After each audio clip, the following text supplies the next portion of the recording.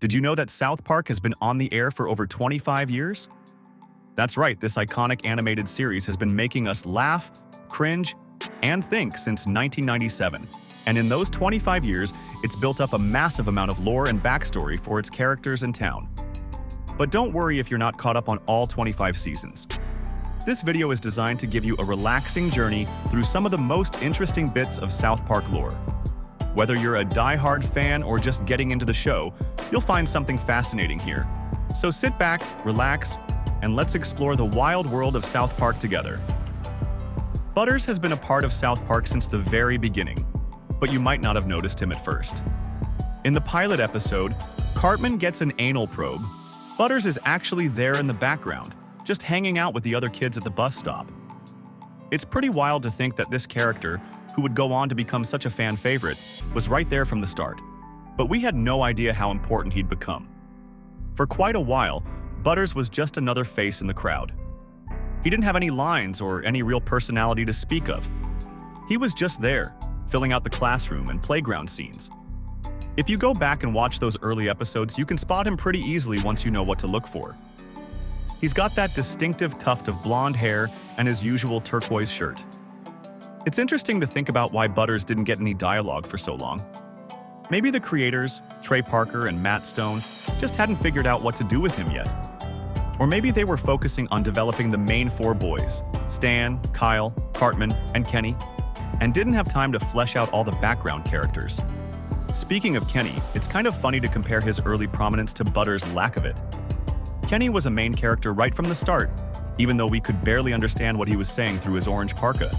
He had catchphrases and was integral to many plots, while Butters was just there. Butters wasn't the only background character who took a while to develop, though. There were plenty of other kids in Mr. Garrison's class who never really got their moment in the spotlight. Think about characters like Kevin Stoley or Jason. They're still around, but they've never become as important to the show as Butters eventually did. So why didn't Butters get any lines at first? We can only speculate, but it might have been because the show already had a lot of distinct personalities to juggle. Stan was the everyman, Kyle was the voice of reason, Cartman was the troublemaker, and Kenny was Kenny was Kenny.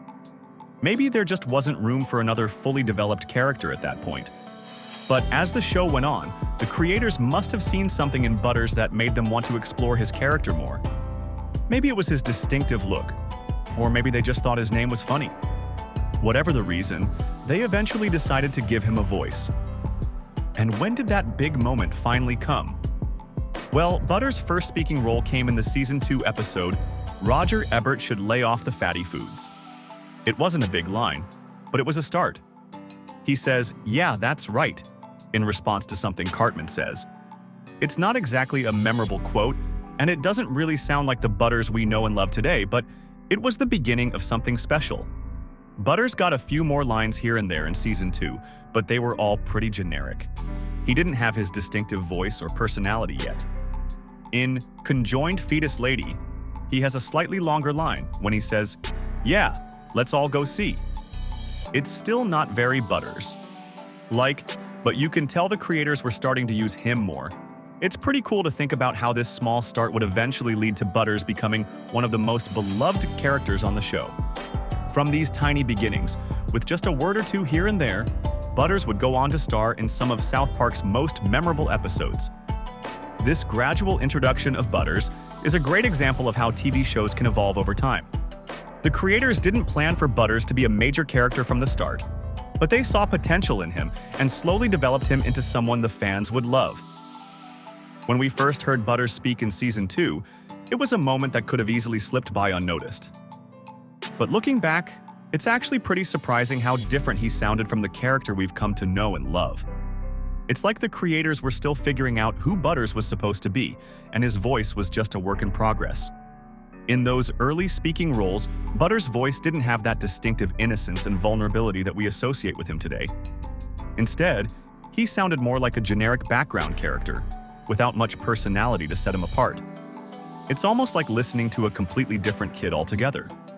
This gradual evolution of Butters' voice is a fascinating example of how characters can develop over time, sometimes in ways that even the creators might not have initially planned.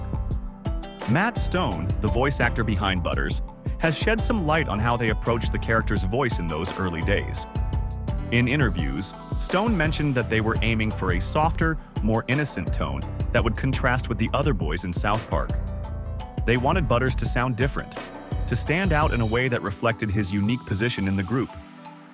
This decision to make Butters' voice distinct was a crucial step in shaping the character we know today. When we look at Butters' early dialogue, we can see how his character was initially portrayed. He was often characterized as timid and submissive, which came through in his voice. In those first few seasons, you'd often hear Butters saying things like, okay, or I guess so, in a hesitant, unsure manner. This vocal characterization really emphasized his role as the group's yes man, always going along with what the other kids wanted, even if he wasn't entirely comfortable with it. It's interesting to compare early Butters to the other established characters in South Park. While characters like Cartman, Stan, and Kyle had strong, well-defined personalities from the start, Butters was still finding his footing. His voice and mannerisms weren't yet as distinctive as Kenny's muffled speech or Cartman's loud, brash tone. This contrast really highlights how much work went into developing Butters over time. As the show progressed, the creators started to see the potential in Butters as a more complex character. Trey Parker, one of the show's creators, once said in a 2006 interview, "Butters is the kind of kid who just wants to be liked and accepted, which makes him relatable to a lot of viewers. His voice reflects that innocence and desire for approval." This insight gives us a glimpse into how the creators were thinking about Butters and how they wanted his voice to evolve. The evolution of Butters' voice and personality wasn't just a happy accident. The creators have stated that it was an intentional process, aimed at making him a more complex and interesting character over time. Trey Parker explained their approach, saying, "We wanted to show that even the quieter characters can have depth and humor, and Butters became a fan favorite because of that development." This deliberate character growth is a testament to the show's commitment to evolving and surprising its audience. As Butters started to come into his own, we began to see more of his unique personality shine through in his voice. In Season 5's Butters' very own episode, we get a pivotal moment that really showcases the character Butters was becoming.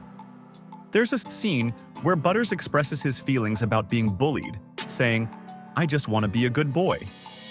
This line is delivered with such sincerity and innocence that it perfectly encapsulates Butters' character. It's a far cry from his earlier, more generic dialogue, and it shows how far the character had come in terms of voice and personality. Over time, Butters' voice became a blend of innocence and vulnerability, making him an incredibly relatable character for many fans. His catchphrases and mannerisms, like his signature "Oh, hamburgers," started to emerge, giving him a distinct vocal identity. These quirks weren't just funny. They were a reflection of Butters' unique perspective on the world around him.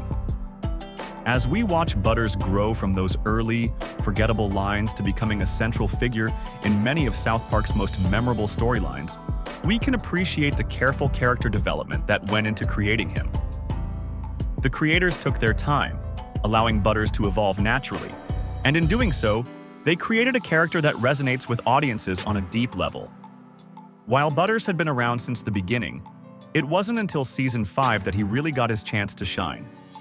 The episode Super Best Friends, which aired on July 4th, 2001, marked a turning point for our favorite little guy.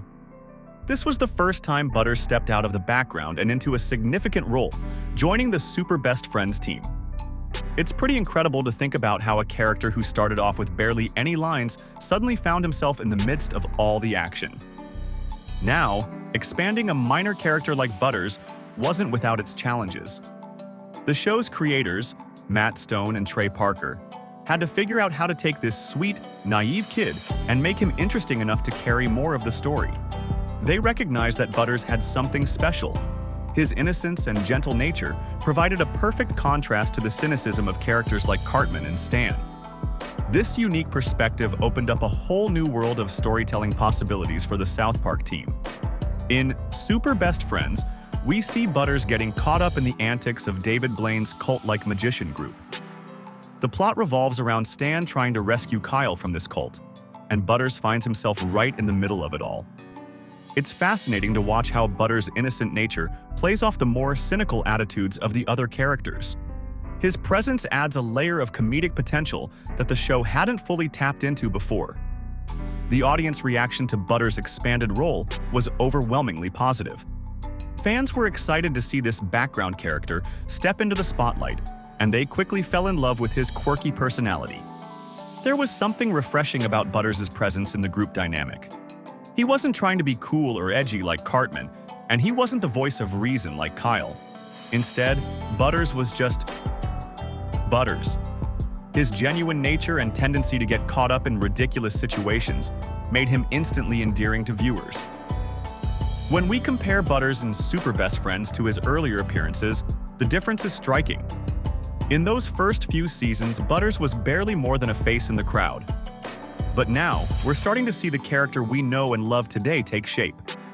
His naive optimism and tendency to take things at face value are becoming more pronounced, setting him up for the countless misadventures he'll face in future episodes. This episode didn't just give Butters more screen time, it laid the foundation for his future in the show. The writers discovered that Butters' character had a unique duality. As Matt Stone mentioned in interviews, they found that Butters could be both incredibly innocent and surprisingly dark at times. This combination made him a goldmine for comedic scenarios. We'd see this play out in future episodes, where Butters' pure-hearted nature often leads him into absurd and sometimes even disturbing situations. The success of Butters' role in Super Best Friends clearly caught the attention of the Southpark team. We can see how this episode shaped their approach to Butters in subsequent seasons. They began to explore his character more deeply, giving him more prominent roles and even entire episodes centered around him. Butters' ability to be both a foil for the other characters and a source of comedy in his own right made him an invaluable addition to the main cast. As we move forward from Super Best Friends, we can start to see Butters' importance to the show growing. The writers began to lean into his unique personality traits, developing his character in ways that would make him stand out even more. His tendency to see the best in everyone, even when it gets him into trouble, became a recurring theme. And let's not forget his alter ego, Professor Chaos, which would be introduced not long after this episode, adding yet another layer to Butters' character. As Butters' character evolved, his unique way of speaking became a defining aspect of his personality. His catchphrases aren't just funny quips, they're windows into his soul, revealing the essence of who Butters is and what he represents in the world of South Park. Let's explore how these memorable phrases came to be and why they've become so iconic. One of Butters' most famous catchphrases is the endearing, "Oh hamburgers." It's a phrase that perfectly encapsulates his childlike innocence and his tendency to express dismay or surprise in the most wholesome way possible.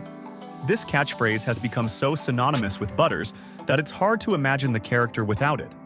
It's the kind of phrase that makes you smile every time you hear it, no matter how many times Butters says it throughout the series.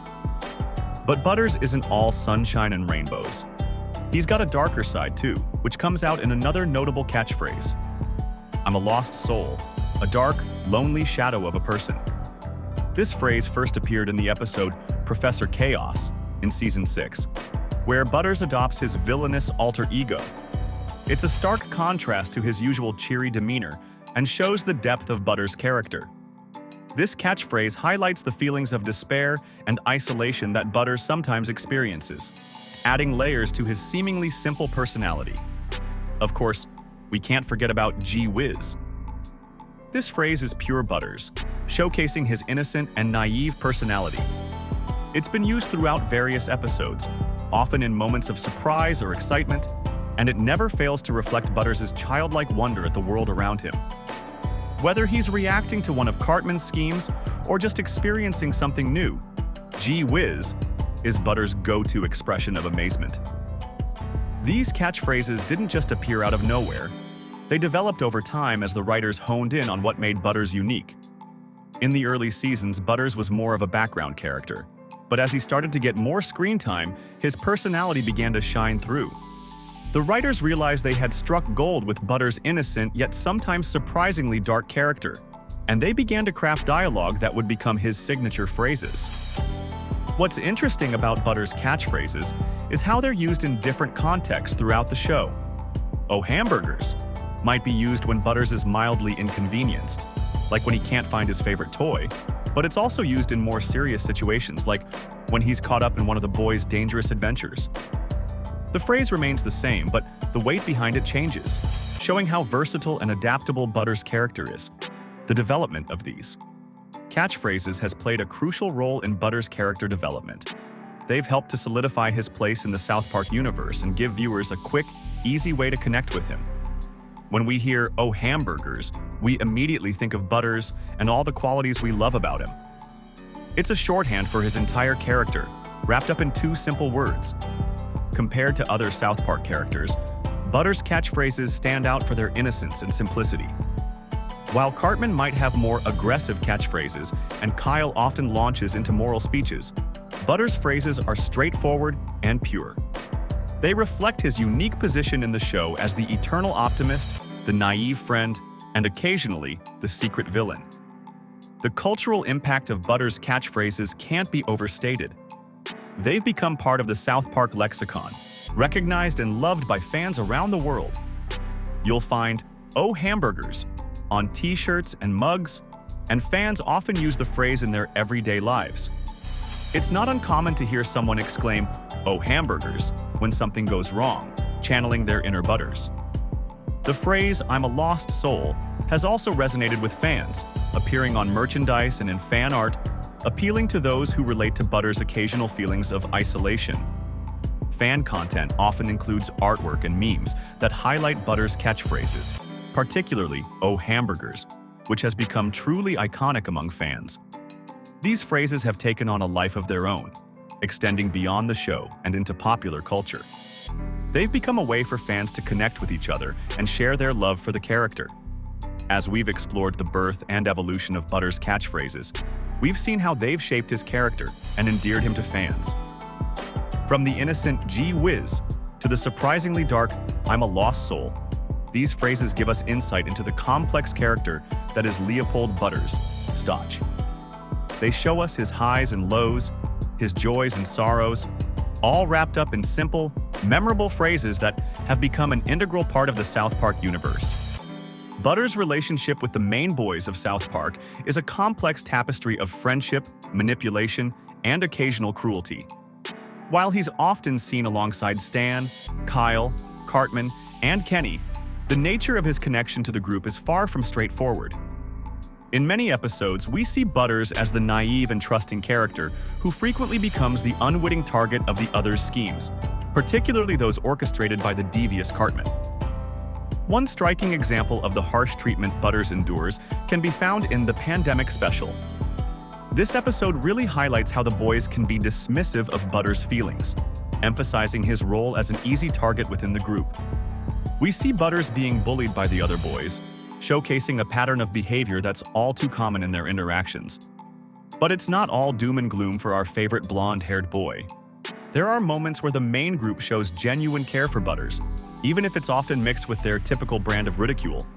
Take the Coon and Friends trilogy, for instance. In these episodes, Butters takes on his alter ego of Professor Chaos, and while he's certainly the butt of many jokes, there's also a sense of camaraderie present. It's like the boys can't help but include Butters in their adventures, even if they don't always treat him as an equal. Of course, we can't talk about Butters' relationships without mentioning the frequent exploitation he faces, especially at the hands of Cartman. The episode Butters' Bottom Bitch is a prime example of this dynamic. In this shocking turn of events, Cartman manipulates Butters into running a prostitution ring. It's a stark reminder of how Butters' innocence and eagerness to please often make him an easy mark for Cartman's schemes. Butters' naivety plays a significant role in shaping his friendships with the boys. In the Pandemic Special, we see how his innocent perspective leads him to misunderstand the intentions of the other boys.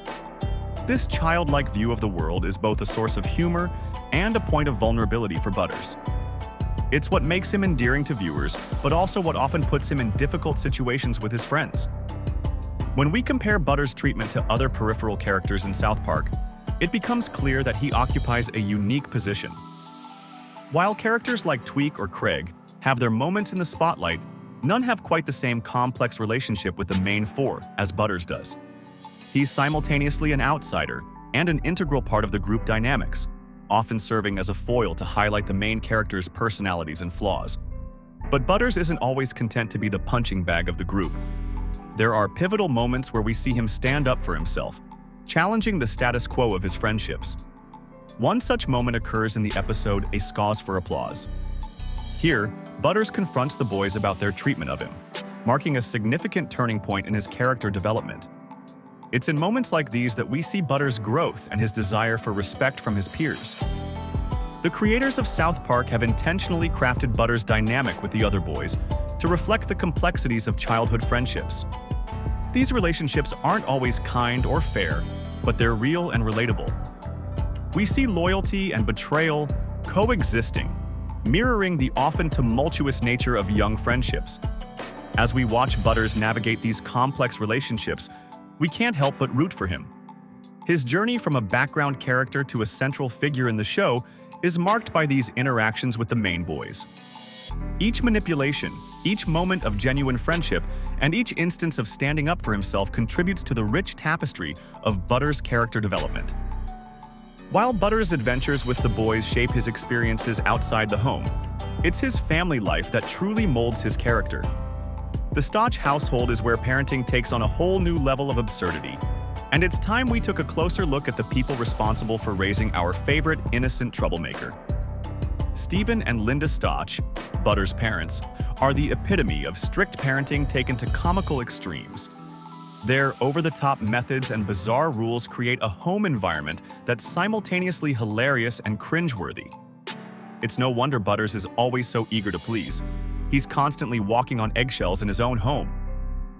One of the most defining aspects of Butters' home life is the frequency with which he gets grounded. The Stotches seem to have an endless list of reasons to punish their son, and most of them are absolutely ridiculous. In one memorable instance, Butters is grounded for being a bad boy without any clear explanation. It's like they're playing a game of, how can we mess up our kid today? And Butters is always the unwitting loser. This absurd parenting style has a profound impact on Butters' personality. We see him constantly seeking approval, not just from his friends but from any authority figure he encounters. It's as if he's always trying to avoid that dreaded "you're grounded" sentence, even when he's nowhere near his parents. This need for validation often puts Butters in compromising situations, making him an easy target for manipulation by characters like Cartman. When we compare the Stotch family to other South Park families, the contrast is stark.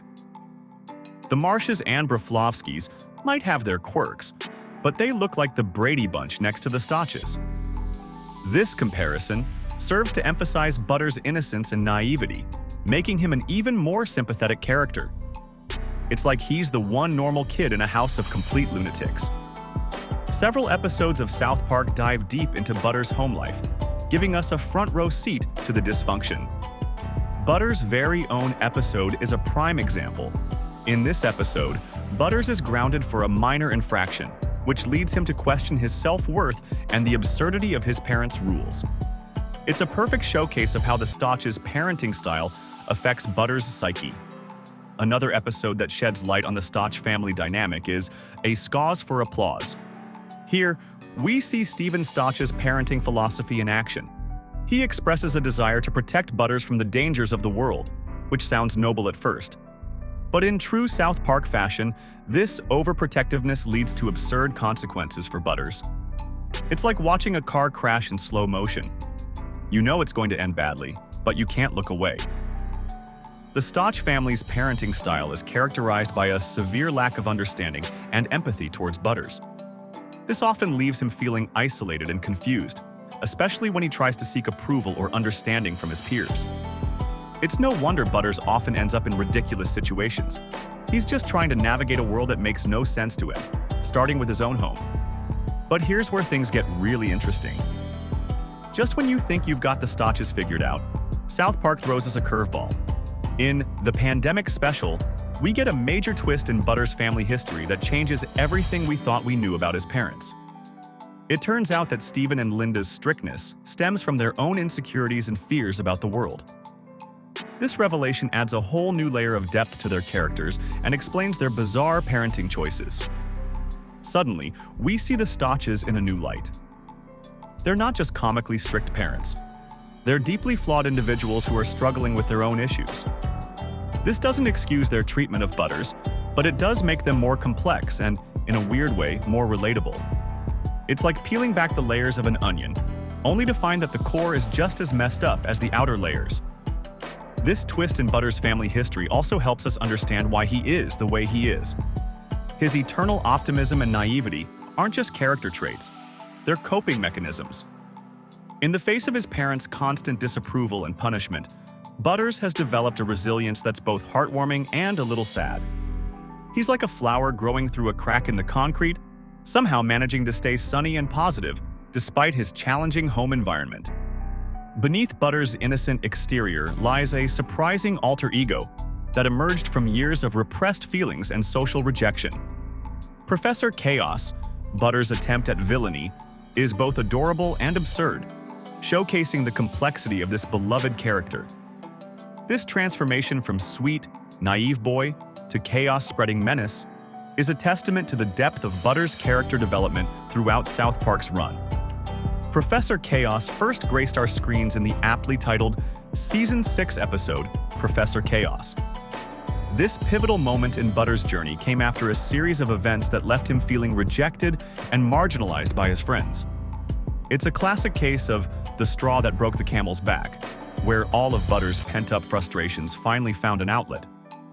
But instead of lashing out in a typical manner, Butters channeled his inner turmoil into creating an alter ego that was equal parts menacing and endearing. The birth of Professor Chaos is a perfect example of South Park's ability to blend comedy with social commentary. Here we have Butters, the eternal optimist, donning a costume made of tinfoil and a cape, declaring himself a supervillain bent on wreaking havoc and destruction. It's a moment that's simultaneously hilarious and heartbreaking, as we see Butters struggling to assert himself in the only way he knows how. Professor Chaos's schemes are a reflection of Butters' innocent and naive nature, rather than any true villainy. His attempts to take over the world through chaos and destruction often involve comically ineffective plans that barely inconvenience anyone. For instance, in one episode, Professor Chaos's grand scheme involves replacing the cream filling in Oreo cookies with toothpaste. It's the kind of evil plan that only Butters could concoct, and it perfectly encapsulates the dichotomy between his desire to be bad and his inherently good nature. This alter ego serves as a narrative device, allowing the show's creators to explore Butters' inner struggles with identity and friendship. It's a clever way to showcase the character's complexity without losing the humor that South Park is known for. In episodes like Good Times with Weapons, we see Butters embracing his Professor Chaos persona as a way to assert himself when excluded from the boys' ninja game. These moments highlight how Butters uses his alter ego as a coping mechanism, a way to feel powerful when he's often made to feel small and insignificant. Compared to other South Park villains, Professor Chaos stands out for his ineffectiveness and lack of true malice. While characters like Cartman often engage in genuinely harmful schemes, Professor Chaos's plans are more like harmless pranks. This contrast serves to emphasize Butters' inherent goodness, even when he's trying his hardest to be bad. Throughout the series, we see Professor Chaos pop up in various episodes, each appearance adding another layer to Butters' character. In the Season 14 episode, Mysterion Rises, Professor Chaos makes another memorable appearance, reinforcing the idea that this alter ego has become an integral part of Butters' character development. These recurring appearances allow the audience to track Butters' growth and his ongoing struggle with feelings of inadequacy and loneliness. One of the most impactful moments for Professor Chaos comes in the form of the reaction he elicits from the town of South Park. Despite his best efforts to cause chaos and destruction, the townspeople often react with a mix of confusion and indifference. This lack of recognition for his villainous efforts mirrors Butters' real-life struggles to be noticed and appreciated by his peers and family. It's a clever narrative device that allows the show to comment on the often overlooked nature of childhood struggles and the need for attention and validation. The creators of South Park, Matt Stone and Trey Parker, have spoken about the development of Professor Chaos, noting that Butters' character allows for exploration of themes like loneliness and the desire for recognition. These themes resonate deeply with audiences, making Butters one of the more complex and relatable characters in the South Park universe. Through Professor Chaos, we see a side of Butters that's usually hidden behind his cheerful exterior, a side that's frustrated, angry, and desperate to be acknowledged. Butters' journey from a background character to a fan favorite is a testament to the power of character development in long-running animated series. As South Park has evolved over the years, so too has our beloved Butters, growing from a naive, easily manipulated boy into a more complex and nuanced character. Let's explore how this sweet, innocent kid has navigated the treacherous waters of growing up in South Park. When we first met Butters, he was primarily known for his catchphrases and his role as the eternal optimist of the group.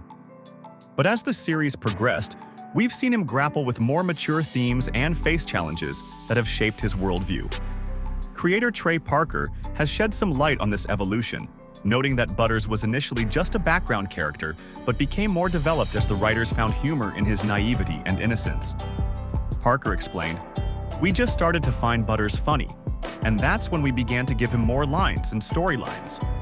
This gradual development has allowed Butters to grow in ways that feel organic and true to his character. We've seen him struggle with moral dilemmas, confront harsh realities, and even stand up for his beliefs. For instance, in the episode A Cause for Applause from Season 16, we see Butters grappling with the moral implications of his actions.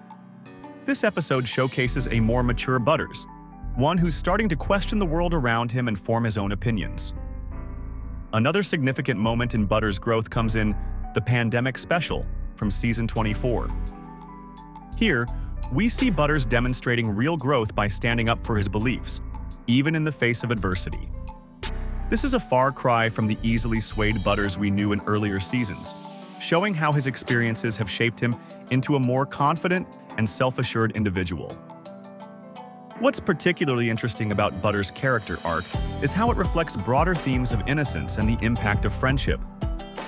In interviews, creators Matt Stone and Trey Parker have discussed this aspect of Butters' development, stating, "Butters represents the everyman, and his growth is a commentary on how we all navigate the complexities of life." This perspective helps us understand why Butters' journey resonates so deeply with audiences. We see ourselves in his struggles, his triumphs, and his ongoing battle to maintain his optimism in a world that often seems determined to crush it. Compared to other South Park kids, Butters' growth has been more subtle but no less profound. While characters like Cartman tend to remain largely static in their core personalities, Butters has shown a remarkable capacity for change and adaptation. His experiences, particularly his often naive and innocent perspective, have shaped his worldview in ways that feel authentic and relatable. As we've watched Butters grow, we've seen him confront the harsh realities of growing up while still maintaining his essential Buttersness. This delicate balance is perhaps best exemplified in a pivotal moment from the episode You're Getting Old in Season 15. In this episode, Butters faces a significant shift in his character, moving from pure innocence to a more complex understanding of the world around him. It's a turning point that marks Butters' transition from a purely comedic character to one capable of genuine depth and growth. This episode serves as a perfect example of how South Park uses its characters to explore deeper themes. We see Butters struggling with the realization that growing up isn't always fun or easy, but he faces these challenges with his characteristic optimism and resilience. It's a poignant moment that showcases just how far Butters has come from his early days as a background character. What happens when South Park's most innocent and lovable character takes center stage? Butters-centric episodes offer a unique perspective on the show's typically cynical world, providing a refreshing change of pace that fans have come to adore. These episodes give us a deeper look into Butters' psyche, showcasing his endearing naivety and unexpected complexity. One of the most notable Butters-focused episodes is Butters' Very Own episode from Season 5. This episode marks a significant turning point in Butters' character development, placing him front and center in a story that explores his family dynamics and personal growth. We see Butters grappling with adult issues through his innocent lens, creating a perfect blend of humor and heart that's characteristic of the best South Park episodes. Another standout is Butters' Bottom Bitch from Season 6. This episode brilliantly showcases Butters' gullibility and good intentions gone awry. As Butters unwittingly becomes involved in a scheme to make money, we're treated to a series of hilarious misunderstandings that highlight his unique perspective on the world. His interactions with Cartman in this episode are particularly memorable, providing some of the most comedic moments while also shedding light on the dynamics of their relationship. A cause for applause. From Season 16 is yet another example of how Butters-centric episodes often serve as vehicles for social commentary. In this episode, Butters becomes embroiled in a trend sweeping through South Park, allowing the show to satirize social issues through his innocent eyes. This approach adds depth to the commentary, as Butters' genuine confusion and attempts to understand the situation mirror the audience's own reactions to absurd societal trends. These Butters-focused episodes differ from typical South Park stories in several ways. For one, they tend to have a more optimistic tone, reflecting Butters' inherent positivity. Even when dealing with serious issues, there's an underlying sense of hope and innocence that permeates these episodes. Additionally, the humor in Butters-centric episodes often comes from misunderstandings and situational comedy, rather than the biting satire that characterizes many South Park stories. Comparing Butters-centric episodes to those focusing on other characters reveals some interesting contrasts. While episodes centered on Cartman, for example, often involve elaborate schemes and cynical manipulation, Butters' episodes tend to be more straightforward and driven by genuine, if misguided, intentions. This difference in approach allows the show to explore a wider range of storytelling styles and themes.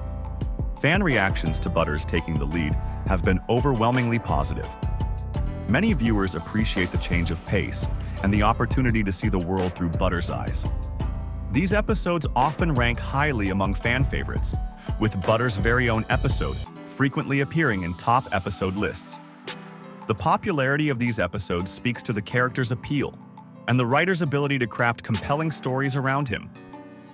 One of the most impactful Butters episodes is Tweak X Craig from Season 19. While not solely focused on Butters, this episode gives him a significant role in the narrative surrounding Tweak and Craig's relationship. Butters' supportive nature shines through in this episode, demonstrating his growth as a character and his ability to navigate complex social situations with his unique blend of innocence and wisdom. Behind the scenes, Matt Stone and Trey Parker have revealed that the fan response to Butters played a crucial role in their decision to create more episodes centered around him. They recognized his potential as a beloved character and used these episodes to further develop his personality and role within the show. The episode that perhaps best showcases Butters' character is Butters' very own episode. This standalone story allows us to see Butters' world from his perspective, highlighting his optimism in the face of adversity and his unwavering belief in the goodness of others. It's a perfect encapsulation of what makes Butters such a unique and beloved character in the South Park universe. While Butters' innocence and naivety are endearing qualities, they also set the stage for some hilariously awkward romantic encounters. As South Park's sweetest character, Butters navigates the treacherous waters of young love with his signature optimism and awkwardness. His journey through romance is as heartwarming as it is cringeworthy, offering a unique perspective on childhood relationships in the often cynical world of South Park. Butters' interactions with female characters are characterized by his genuine kindness and complete lack of guile.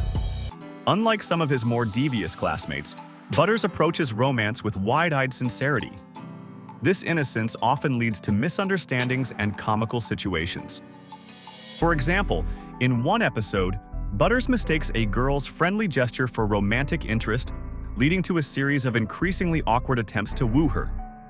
One of Butters' most memorable crushes is on his classmate Charlotte. In the episode Where My Country Gone, Butters becomes infatuated with Charlotte, a Canadian girl who moves to South Park. His attempts to impress her are both sweet and painfully awkward. Butters tries to learn about Canadian culture to connect with Charlotte, even going as far as to dress up in stereotypical Canadian attire. This crush showcases Butters' willingness to go to great lengths for love, even if his efforts are misguided. Another significant romantic storyline for Butters involves his relationship with Lexus, an older woman who works as a waitress at Raisins, a parody of Hooters. In the episode Raisins, Butters falls head over heels for Lexus, completely oblivious to the fact that her friendliness is part of her job. This storyline perfectly encapsulates Butters' naivety and his tendency to see the best in people, even when it's not warranted. These experiences shape Butters' view of love in interesting ways. Despite facing rejection and misunderstandings, Butters maintains his optimistic outlook on romance. His unwavering belief in the power of love, even in the face of disappointment, is a testament to his character's resilience and inherent goodness. Compared to other characters in South Park, Butters' romantic adventures stand out for their innocence and sincerity. While characters like Cartman often approach relationships with ulterior motives or cynicism, Butters' pursuit of love is always genuine. This contrast highlights the unique role Butters plays in the show, offering a pure and uncomplicated perspective on relationships amidst the often chaotic and morally ambiguous world of South Park. Several episodes focus specifically on Butters' love life, providing deeper insights into his character. In Butters' Bottom Bitch, we see Butters inadvertently become a pimp after trying to help a classmate earn money. This episode, while not directly about Butters' personal romantic pursuits, showcases his complete misunderstanding of adult relationships and the sex industry. It's a prime example of how Butters' innocence can lead him into absurd situations, especially when it comes to matters of love and sex. Another notable episode is The List, where the girls in class create a list ranking the boys from cutest to ugliest. Butters' reaction to his place on the list reveals his deep-seated insecurities and desire for acceptance. This episode provides insight into how external validation affects Butters' self-esteem and his approach to relationships.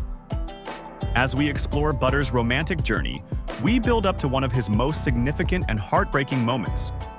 In the episode Raisins, Butters experiences his first real heartbreak when he realizes that Lexus doesn't actually have feelings for him. This moment is particularly poignant because it challenges Butters' optimistic worldview. However, true to his character, Butters doesn't let this disappointment crush his spirit.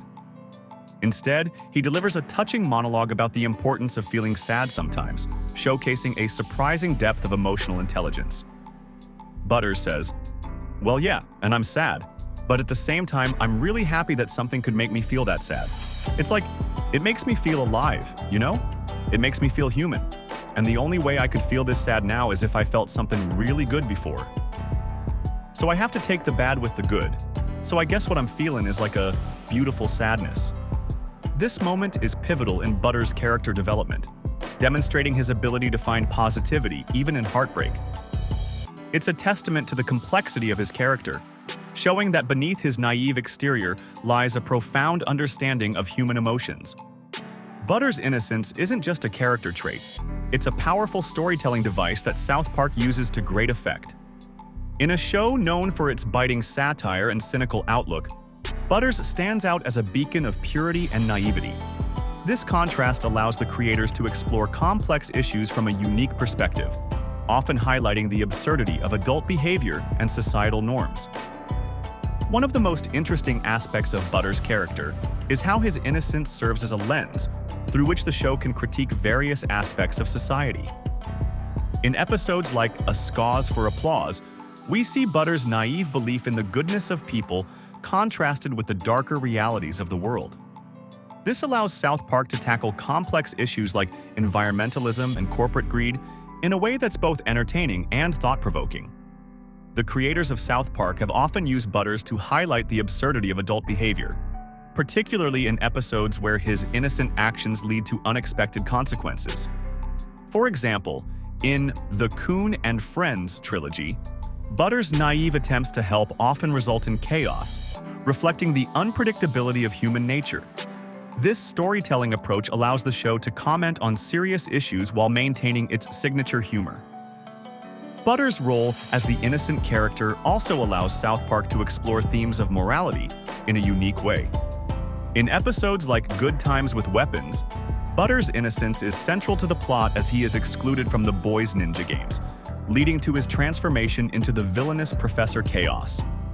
This storyline highlights how innocence can be exploited and how exclusion can lead to unexpected consequences, reflecting broader themes of bullying and social dynamics. The show's creators have recognized the power of Butters' character in storytelling. Trey Parker, one of the show's creators, has commented on Butters' role, noting that his innocence allows for a unique lens through which to view the absurdities of adult life. Parker stated, "Butters is the character that represents the innocence of childhood, and through him, we can explore how that innocence is often corrupted by the harsh realities of the world." This insight reveals how intentional the creators are in using Butters as a storytelling device. Butters' innocence also serves as a powerful tool for exploring how children perceive and process adult issues. In the pandemic special, we see Butters struggling to understand the seriousness of the COVID-19 pandemic while the adults around him panic. This juxtaposition highlights how children often perceive crises differently than adults, providing a commentary on the impact of adult issues on young minds. The use of Butters as a storytelling device isn't limited to social commentary. His character often serves as a vehicle for exploring themes of friendship and loyalty. In episodes like Tweak X Craig, Butters' naive belief in the goodness of love and friendship contrasts sharply with the more cynical views of the other boys. This allows the show to delve into themes of acceptance and the importance of being true to oneself in a way that feels authentic and relatable. One of the most impactful examples of Butters' innocence driving the plot is in the episode A Nightmare on FaceTime. Here, Butters' naive approach to friendship and loyalty leads him to navigate a complex web of adult problems. His innocence serves as a reminder of the importance of maintaining one's moral compass in the face of overwhelming cynicism, driving home one of Southpark's core themes. Butters' role in Southpark's storytelling is unique among animated series. While other shows might have innocent characters, few use them as effectively to comment on societal issues. Butters' naivety allows Southpark to tackle topics that might otherwise be too heavy-handed or preachy if approached directly. By filtering these issues through Butters' innocent perspective, the show can make pointed criticisms while maintaining its humor and relatability. Butters' dialogue is one of the most endearing aspects of his character, often delivering unexpected wisdom through his innocent perspective. His quotes have become legendary among Southpark fans, not just for their humor but for the surprising depth they sometimes reveal. Let's explore some of Butters' most memorable lines and see how they contribute to his unique charm. One of Butters' most famous quotes comes from the episode A Cause for Applause, where he says, "I don't want to be a part of this. I just want to be a normal kid." This line perfectly encapsulates Butters' character and his constant struggle to find normalcy in the chaotic world of Southpark. It's a moment of vulnerability that resonates with viewers who often feel overwhelmed by the complexities of life. During the COVID-19 pandemic, Butters once again captured the hearts of fans with his simple yet profound statement in the pandemic special. He exclaims, "I just want to go back to school." This line struck a chord with many viewers who were experiencing similar feelings of longing for normalcy during real-world lockdowns. It's a testament to how Butters often serves as a voice for the audience, expressing common frustrations in his uniquely innocent way. We can't talk about Butters' quotes without mentioning his alter ego, Professor Chaos. In the Coon and Friends trilogy, Butters declares, "I am Professor Chaos."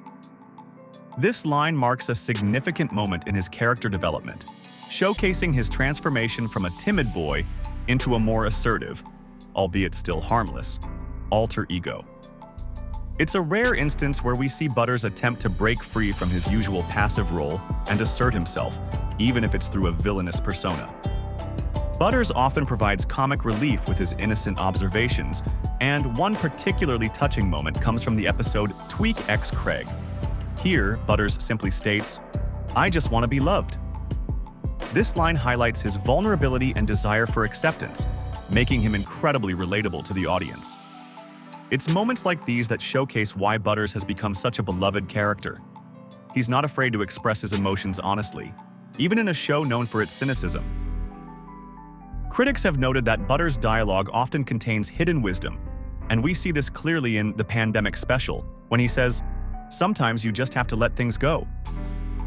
This quote resonates with themes of resilience and acceptance, showing that even in his innocence, Butters can offer profound insights. It's a perfect example of how the character can surprise viewers with unexpected depth.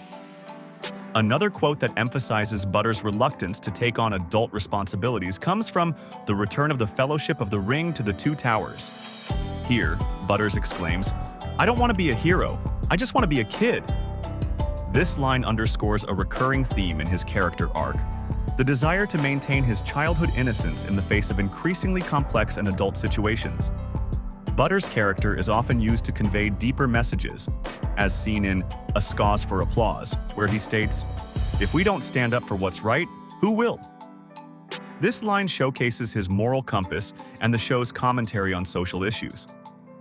It's a moment where Butters' innocence transforms into a call for action, demonstrating how his character can be used to address serious topics in a disarming way. Fans have praised Butters' quotes for their humor and depth, with many discussing how his innocent perspective often highlights the absurdity of the situations in South Park. His lines have a way of cutting through the noise and getting to the heart of matters, making him a beloved character among viewers. As we've seen, Butters' quotes range from hilariously naive to surprisingly insightful. But if we had to choose one line that best encapsulates his character, it might be this gem from A Cause for Applause. "I don't want to be a part of this. I just want to be a normal kid." This quote perfectly sums up Butters' ongoing struggle in South Park. A sweet, innocent boy constantly caught up in bizarre and often adult situations, always longing for a simpler life. Butters may long for a simpler life in South Park, but in the real world, fans can't get enough of him. This lovable character has managed to break free from the confines of his fictional town and capture hearts beyond the small screen. It's pretty wild to think about how a character who started as a background extra has grown to have such a massive impact on pop culture. We see Butters' popularity reflected in the sheer amount of merchandise featuring his likeness. Fans can't resist snatching up plush toys that capture his innocent charm or wearing t-shirts emblazoned with his catchphrases. Collectibles celebrating Butters' unique personality have become highly sought after, with items ranging from figurines to enamel pins. It's clear that people want a little piece of Butters' world in their own lives. But Butters' influence extends far beyond just physical merchandise. He's made quite a splash in the gaming world, too. In the video game South Park: The Stick of Truth, Butters plays a significant role as a companion character. Players get to team up with him and experience his abilities and personality traits firsthand.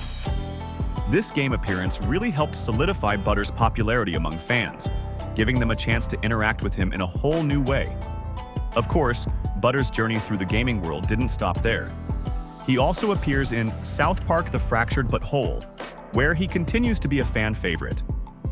These game appearances have expanded Butters' role in the South Park universe, giving fans even more opportunities to engage with his character outside of the TV show.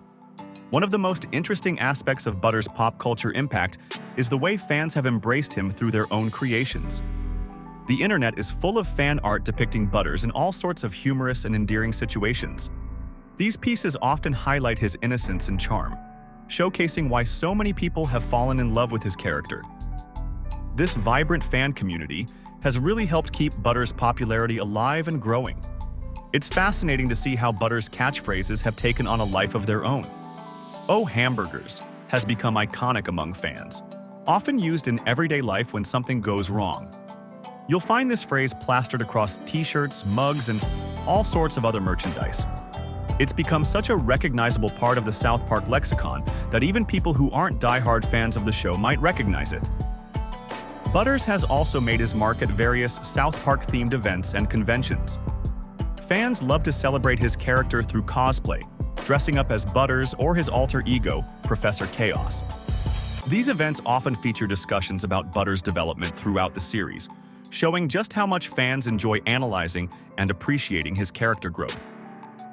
The popularity of Butters has led to some pretty interesting online discussions and fan theories about his character arc. People love to dissect every aspect of his personality and speculate about his future in the show. This level of engagement from the South Park fanbase really showcases how deeply Butters has resonated with viewers. When we compare Butters' cultural impact to other South Park characters, it's pretty impressive how he holds his own against the main four boys. While characters like Cartman or Kenny might be more instantly recognizable to casual viewers, Butters has carved out his own special place in fans' hearts.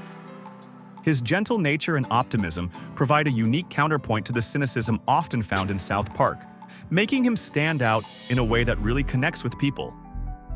As for real-world events or tributes inspired by Butters, while there might not be any major landmarks named after him, his influence can be seen in more subtle ways.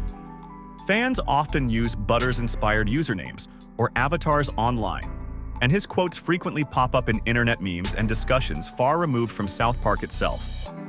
It's a testament to how Butters has become more than just a TV character. He's a cultural touchstone that people relate to and find comfort in. Butters' journey from a silent background character to a beloved fan favorite is a perfect reflection of South Park's own evolution over the years. The show has come a long way since its early days, and Butters has been right there alongside it, growing and changing in ways that mirror the series' broader transformation. In the beginning, South Park was known for its crude humor and shock value, with storylines that were often simple and focused on outrageous situations. Similarly, Butters started as a one-dimensional character, barely more than a face in the crowd. But as the show began to develop more complex narratives and deeper character arcs, Butters too began to take on a life of his own. We see this evolution reflected in the way Butters' storylines have changed over time. In early seasons, Butters was often used as a punching bag or a naive foil for the other characters' schemes. But as the show matured, so did its approach to Butters.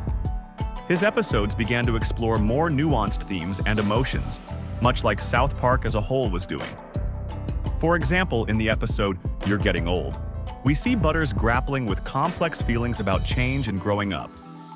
This marks a significant shift from earlier Butters-centric episodes that might have focused more on slapstick humor or absurd situations. It's a clear indication of how both Butters and the show itself were maturing, tackling more sophisticated themes while still maintaining their unique brand of humor. This evolution is also evident in the way South Park has used Butters to comment on social issues. In earlier seasons, Butters' naivety might have been played purely for laughs. But in more recent episodes, we see his innocence used as a lens through which to examine complex societal problems. The episode "Tweek X Craig" is a great example of this, where Butters' relationship with Tweek is used to explore themes of support and understanding in friendships, reflecting a broader trend in South Park's storytelling.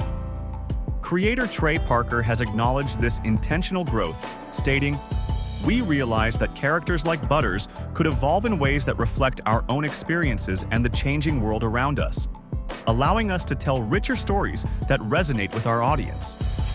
This quote perfectly encapsulates how Butters' development has been intertwined with the show's overall evolution.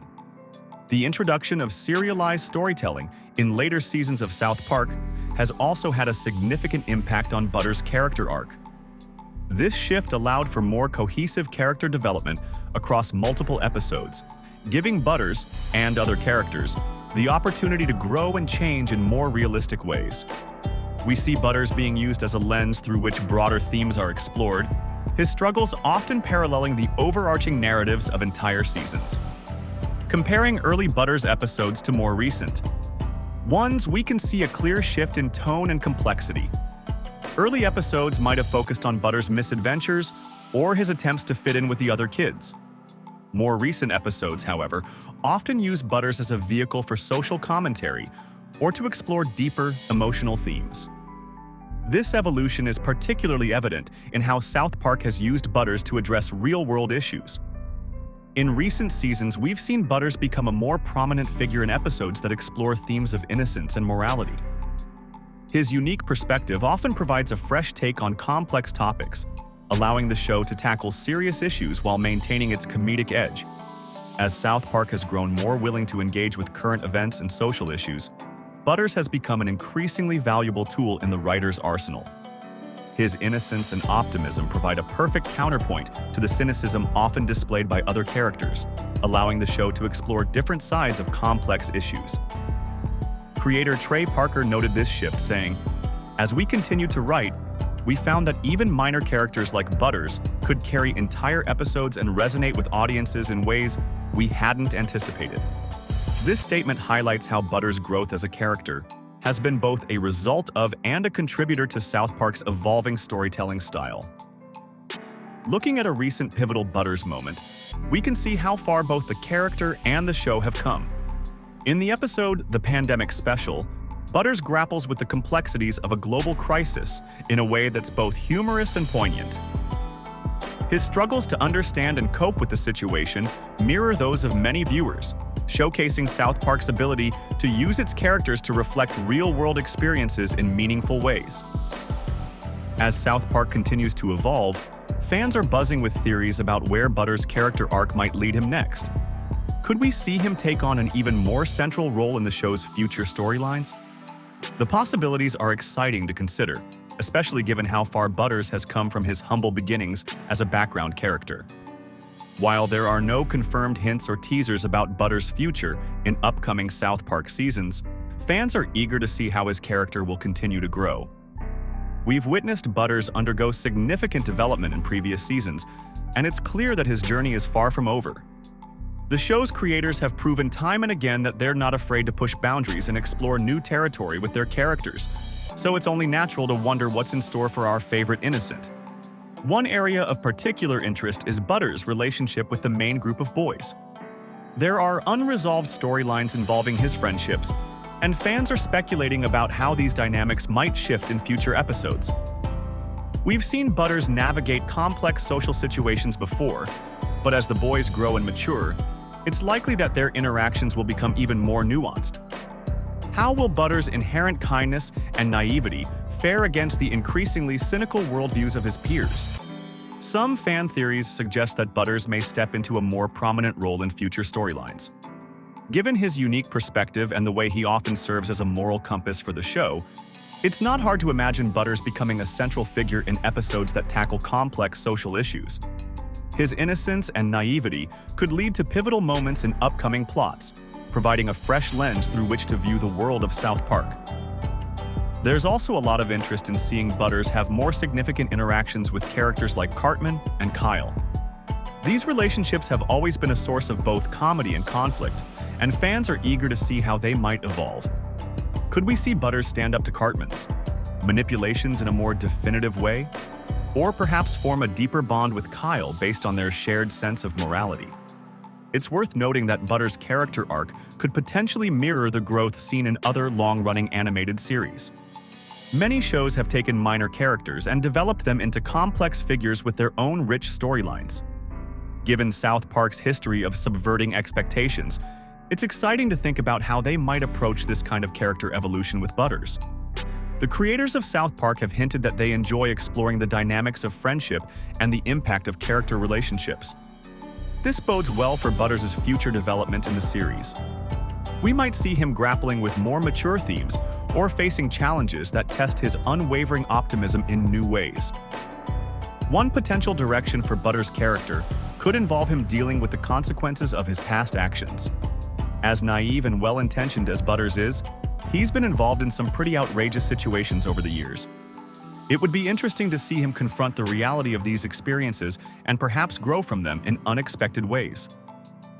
The evolving nature of Butters' friendships is another rich area for exploration. As the boys of South Park continue to grow and change, how will Butters' relationships adapt? Will he find new allies, or perhaps even rivals?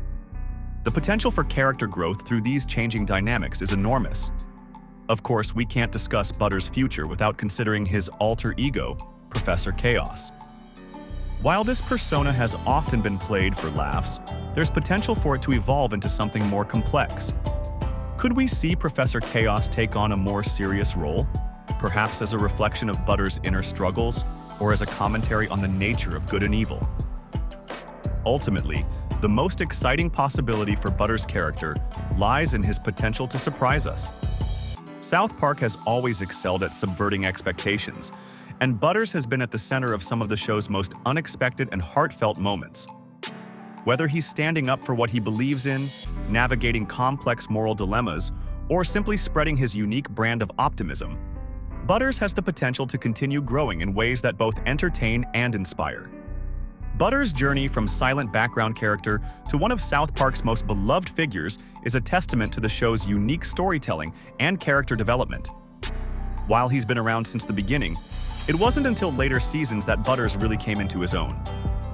This transformation is particularly remarkable when you consider how many other background characters have come and gone without ever reaching the same level of popularity. What sets Butters apart is his unwavering innocence and optimism in the face of South Park's often cynical and chaotic world. Creator Matt Stone has commented on this aspect of Butters' character, saying, "He's just a sweet little kid who's always trying to do the right thing, and that's what makes him so endearing to the audience." This contrast between Butters' pure-hearted nature and the show's typically irreverent tone has created some of South Park's most memorable moments. As Butters gained more screen time, we started to see episodes that focused entirely on his character. These Butters-centric episodes, like Butters Bottom Bitch and the Pandemic Special, have received critical acclaim and showcase the depth and growth of his character. In these episodes, we see Butters grappling with complex issues and moral dilemmas, all while maintaining his signature innocence and charm.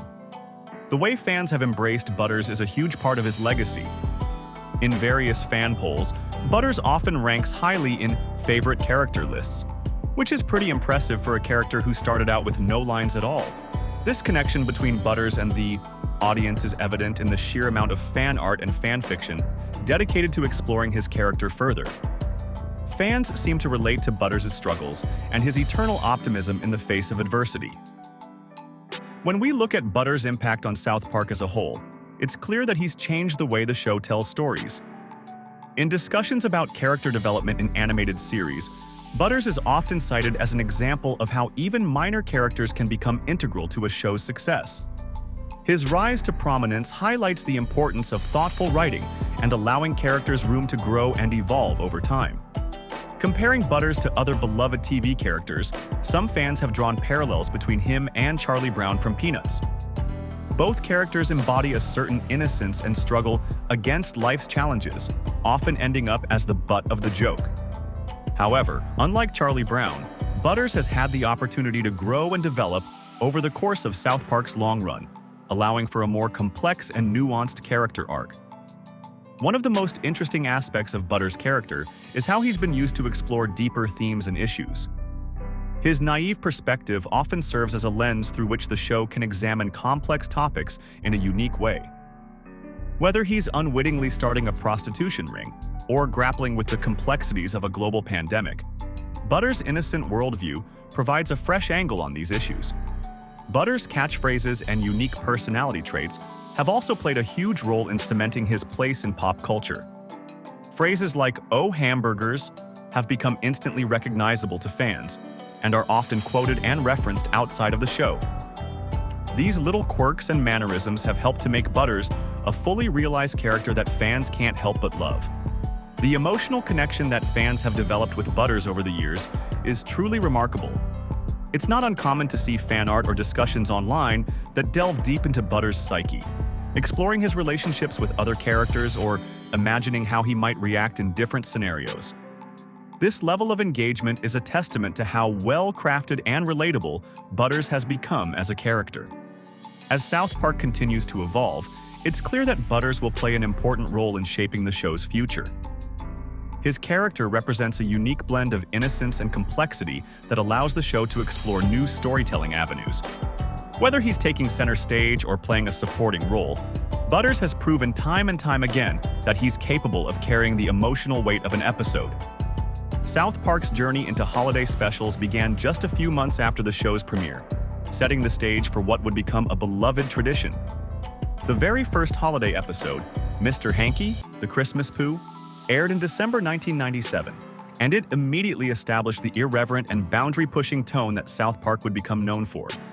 In this episode, we're introduced to the quaint mountain town of South Park, covered in a blanket of snow and buzzing with holiday excitement. The boys, Stan, Kyle, Cartman, and Kenny are eagerly anticipating Christmas, but we quickly see that not everyone celebrates the same way.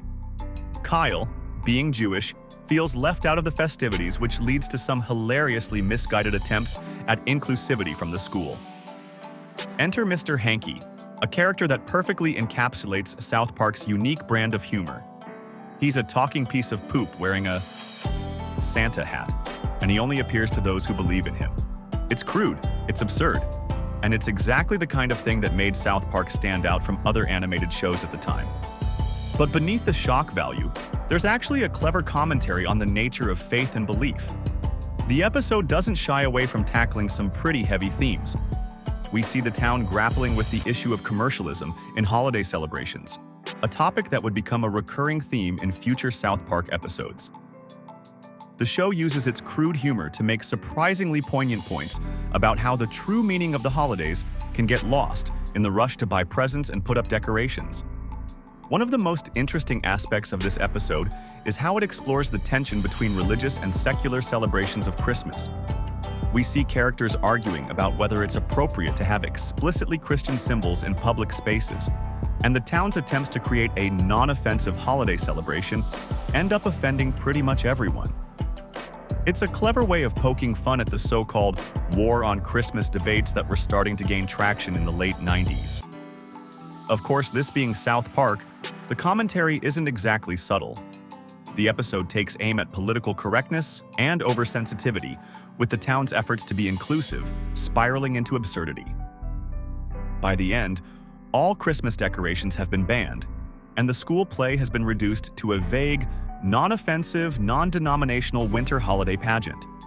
It's worth noting that this episode caused quite a stir when it first aired.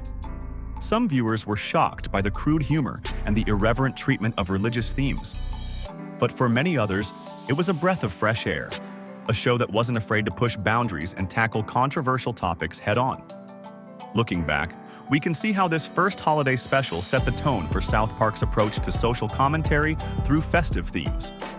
It established a formula that the show would return to again and again. Take a familiar holiday setting, add a healthy dose of irreverent humor, and use that as a backdrop to explore complex social issues. The episode also introduced some elements that would become South Park staples. We see the first appearance of Mr. Garrison's puppet, Mr. Hat, and get our first glimpse of Kyle's parents, who would go on to become important recurring characters. And of course, there's the catchy Mr. Hanky the Christmas Pooh song, which has become a holiday classic in its own right.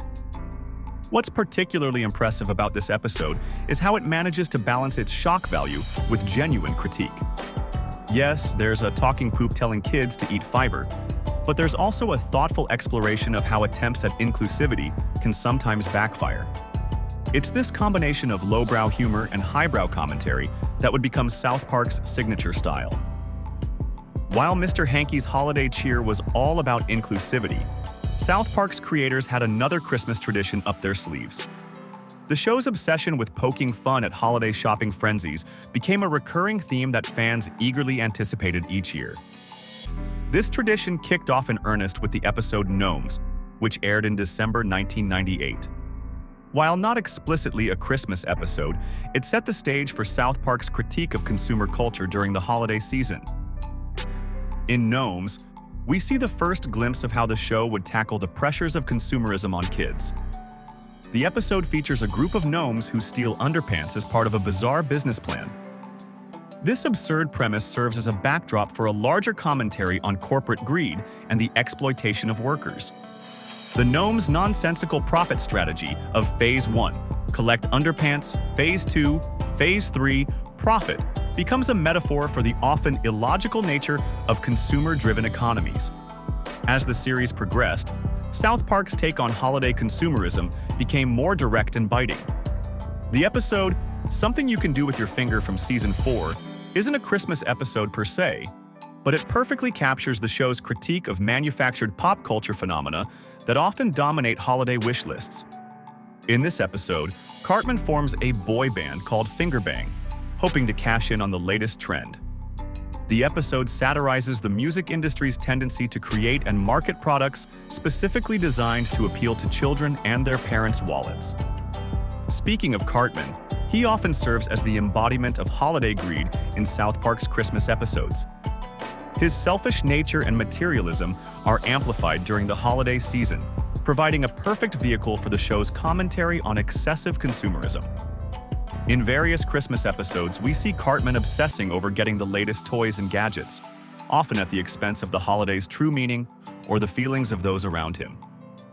One of the most memorable examples of South Park's take on holiday commercialism comes in the form of their Black Friday trilogy. These episodes, which aired across seasons 17 and 18, present a no-holds-barred satire of the shopping frenzy that has become synonymous with the day after Thanksgiving. The show transforms the annual rush for discounted goods into a full-scale war, complete with battle strategies, alliances, and casualties. In these episodes, we see how South Park uses familiar characters to explore different aspects of consumer culture. Randy Marsh, for instance, takes a job as a mall security guard, giving us an inside look at the chaos and danger retail workers face during these events. Meanwhile, the kids divide into factions based on their preferred gaming consoles, mirroring real-world brand loyalty and the marketing-driven console wars. The Black Friday episodes also showcase South Park's knack for parodying popular holiday commercials and marketing campaigns. We see exaggerated versions of typical Black Friday ads, promising outrageous deals and encouraging shoppers to go to extreme lengths to secure their purchases.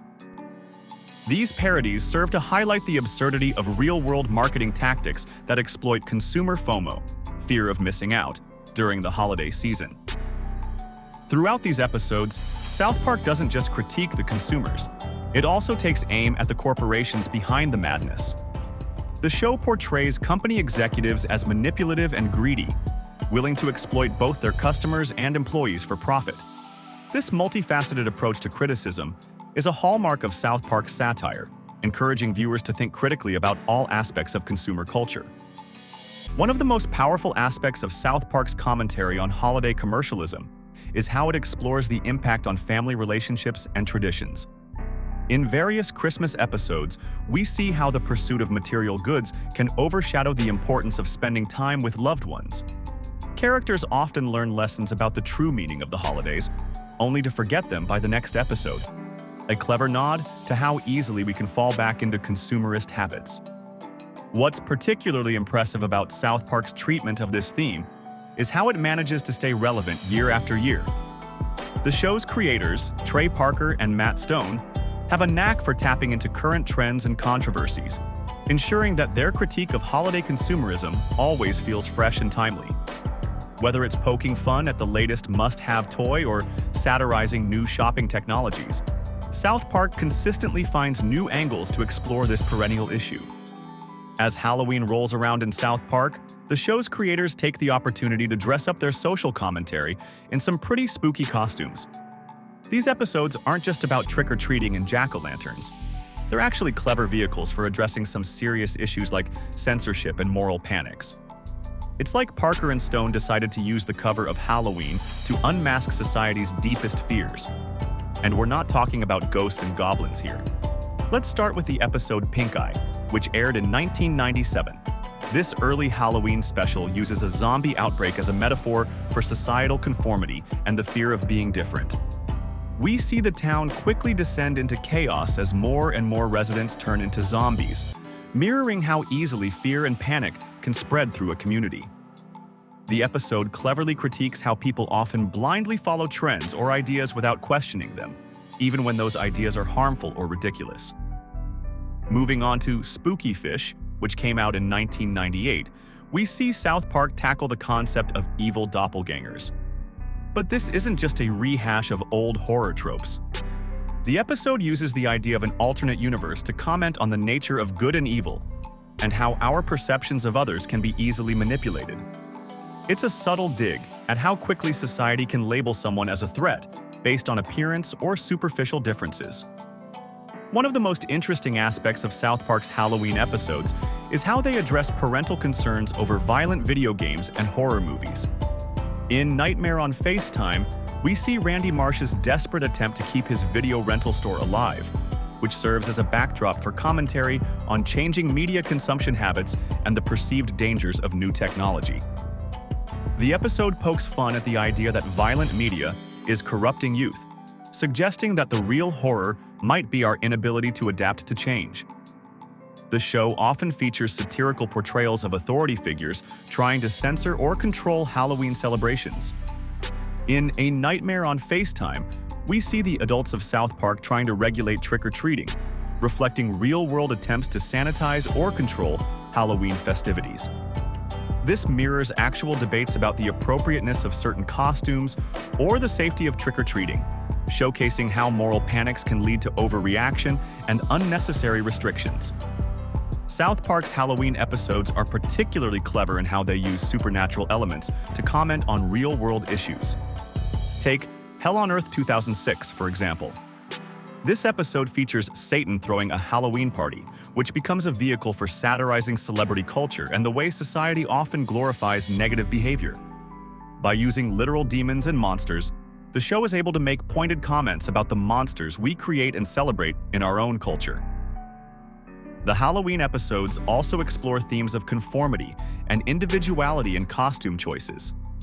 In Korn's groovy pirate ghost mystery, we see the boys struggling to come up with original costume ideas, reflecting the real-world pressure to have the coolest or most unique Halloween costume.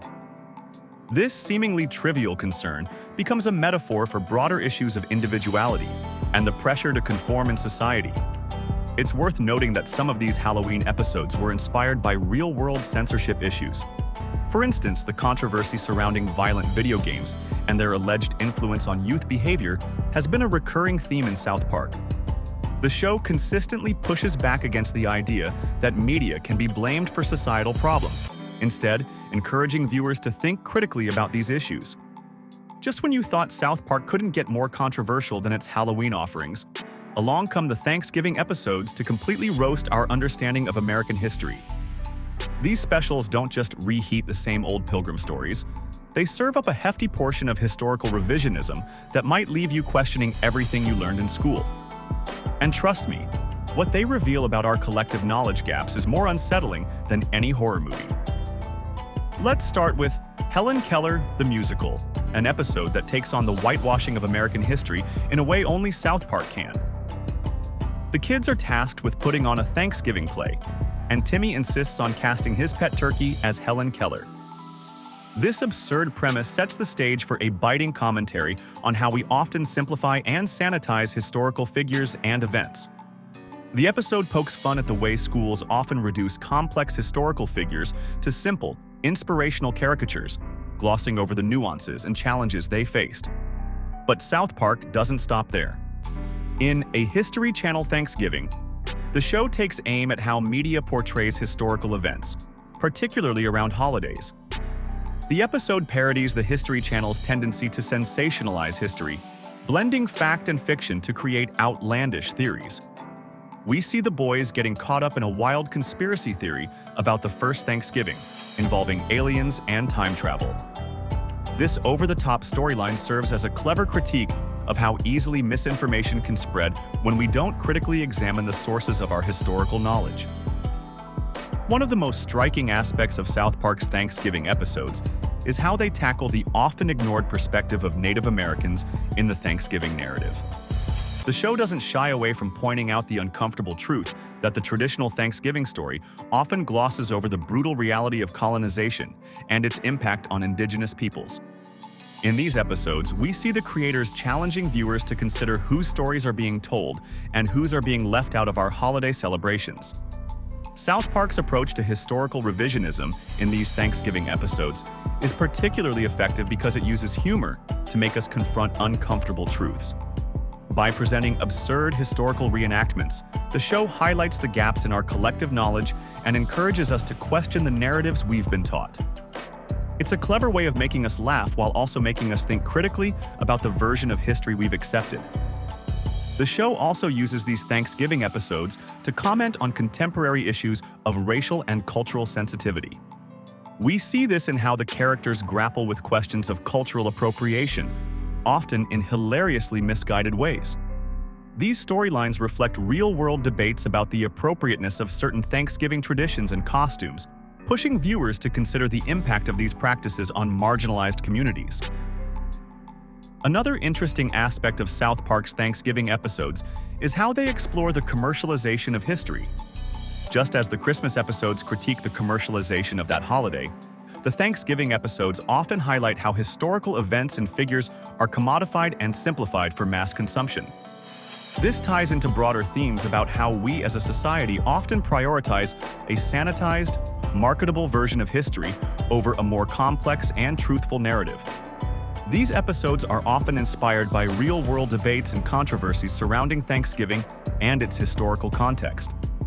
By addressing these issues through satire, South Park encourages viewers to engage with these topics in a way that might be more accessible than a dry historical lecture. The show's irreverent humor serves as a spoonful of sugar to help the medicine of historical truth go down. While Thanksgiving episodes serve up a hefty dose of historical critique, South Park's Christmas specials take us on a wild sleigh ride through religious controversy. The show's later Christmas episodes don't just stick to simple themes of commercialism anymore. Instead, they dive headfirst into the complex world of religious extremism, using the familiar backdrop of holiday cheer to explore some pretty heavy topics. Let's start with the episode Red Sleigh Down from Season 6. In this holiday special, we see Cartman trying to get on Santa's nice list by bringing Christmas to Iraq. Of course, things don't go as planned, and Santa ends up being shot down and captured. This episode uses the Christmas story to comment on the Iraq War and religious tensions in the Middle East. It's a perfect example of how South Park uses holiday traditions to tackle contemporary issues. Another standout episode is Woodland Critter Christmas from Season 8. This one starts off like a typical Christmas special, with Stan encountering a group of adorable forest animals. But things quickly take a dark turn when it's revealed that these cute critters are actually Satanists preparing for the birth of the Antichrist. This episode is a masterclass in subverting expectations and uses the format of a children's Christmas story to explore themes of religious fanaticism and the nature of good and evil.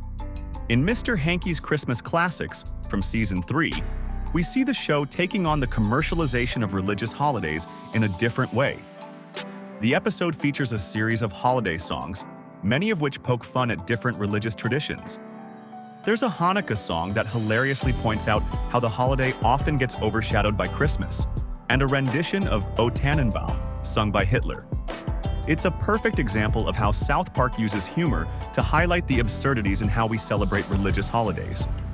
The show doesn't shy away from satirical portrayals of religious figures either. In Probably from Season 4, we see Satan struggling with relationship problems, turning the Prince of Darkness into a relatable character dealing with everyday issues. This humanization of religious figures is a recurring theme in South Park's Christmas episodes, often used to comment on the gap between religious ideals and human behavior. South Park's Christmas episodes also frequently explore themes of faith and doubt. In Are You There, God? It's Me, Jesus. From Season 3, Jesus hosts a millennial New Year's Eve celebration but becomes disillusioned when people are more excited about meeting celebrities than him. This episode touches on the role of religion in modern society and how faith often takes a backseat to popular culture. It's worth noting that many of these episodes were inspired by real-world religious controversies. For example, Merry Christmas, Charlie Manson from Season 2 aired during a time when there were ongoing debates about the appropriateness of religious displays in public spaces. The episode doesn't directly address this issue, but it does use the Christmas setting to explore themes of forgiveness and redemption, even for the most unlikely characters. One of the most interesting aspects of South Park's approach to religious themes in its Christmas episodes is how it encourages viewers to think critically about the intersection of faith and culture. The show doesn't just mock religious beliefs. It often presents complex scenarios that challenge viewers to examine their own beliefs and assumptions. In Red Hot Catholic Love from Season 6, while not strictly a Christmas episode, the show tackles the Catholic Church sex abuse scandals. It uses religious imagery and themes often associated with the holiday season to comment on institutional corruption and the dangers of blind faith. This episode is a prime example of how South Park uses familiar religious elements to address serious contemporary issues. South Park's holiday episodes have become a battleground for political correctness, offering a satirical lens through which we can examine the complexities of modern society. The show's creators, Trey Parker and Matt Stone, have never shied away from controversial topics, and their approach to political correctness during the holiday season is no exception. We see this play out in episodes like Mr. Hanky's Christmas Classics and It's Christmas in Canada, where the tension between traditional celebrations and efforts to be more inclusive takes center stage. In Mr. Hanky's Christmas Classics, we're treated to a variety of holiday songs that push the boundaries of what's considered acceptable in polite society. The episode features a Hanukkah song that highlights how the Jewish holiday is often overshadowed by Christmas, but it does so in a way that's both humorous and thought-provoking. This is a prime example of how South Park uses holiday traditions to explore themes of identity and belonging, while also poking fun at the sometimes overzealous attempts to be politically correct. It's Christmas in Canada takes a different approach, focusing on the struggle to navigate increasingly complex social expectations during the holiday season. The episode follows the boys as they travel to Canada to bring Kyle's adopted brother Ike back to South Park for Christmas. Along the way, they encounter various Canadian customs and traditions that seem bizarre to them, highlighting the cultural differences that can make holiday celebrations so tricky in a diverse society. We see characters in these episodes grappling with the limits of tolerance and the challenges of maintaining one's own traditions while respecting those of others. This reflects real-world debates about holiday greetings, decorations in public spaces, and the appropriateness of certain celebrations in multicultural environments. South Park doesn't offer easy answers, but instead encourages viewers to think critically about these issues. The show's take on holiday-related language policing is particularly interesting. We often see characters struggling to find the right words to express holiday cheer without offending anyone. This can lead to comical situations where characters tie themselves in knots trying to be politically correct, only to end up causing more offense in the process. It's a clever way of highlighting the sometimes absurd lengths people go to in an attempt to avoid controversy. South Park also uses its holiday episodes to explore generational divides in attitudes towards political correctness. Older characters like Mr. Garrison or Randy Marsh often bristle at what they perceive as overly sensitive younger generations, while the kids themselves are sometimes shown to be more adaptable to changing social norms.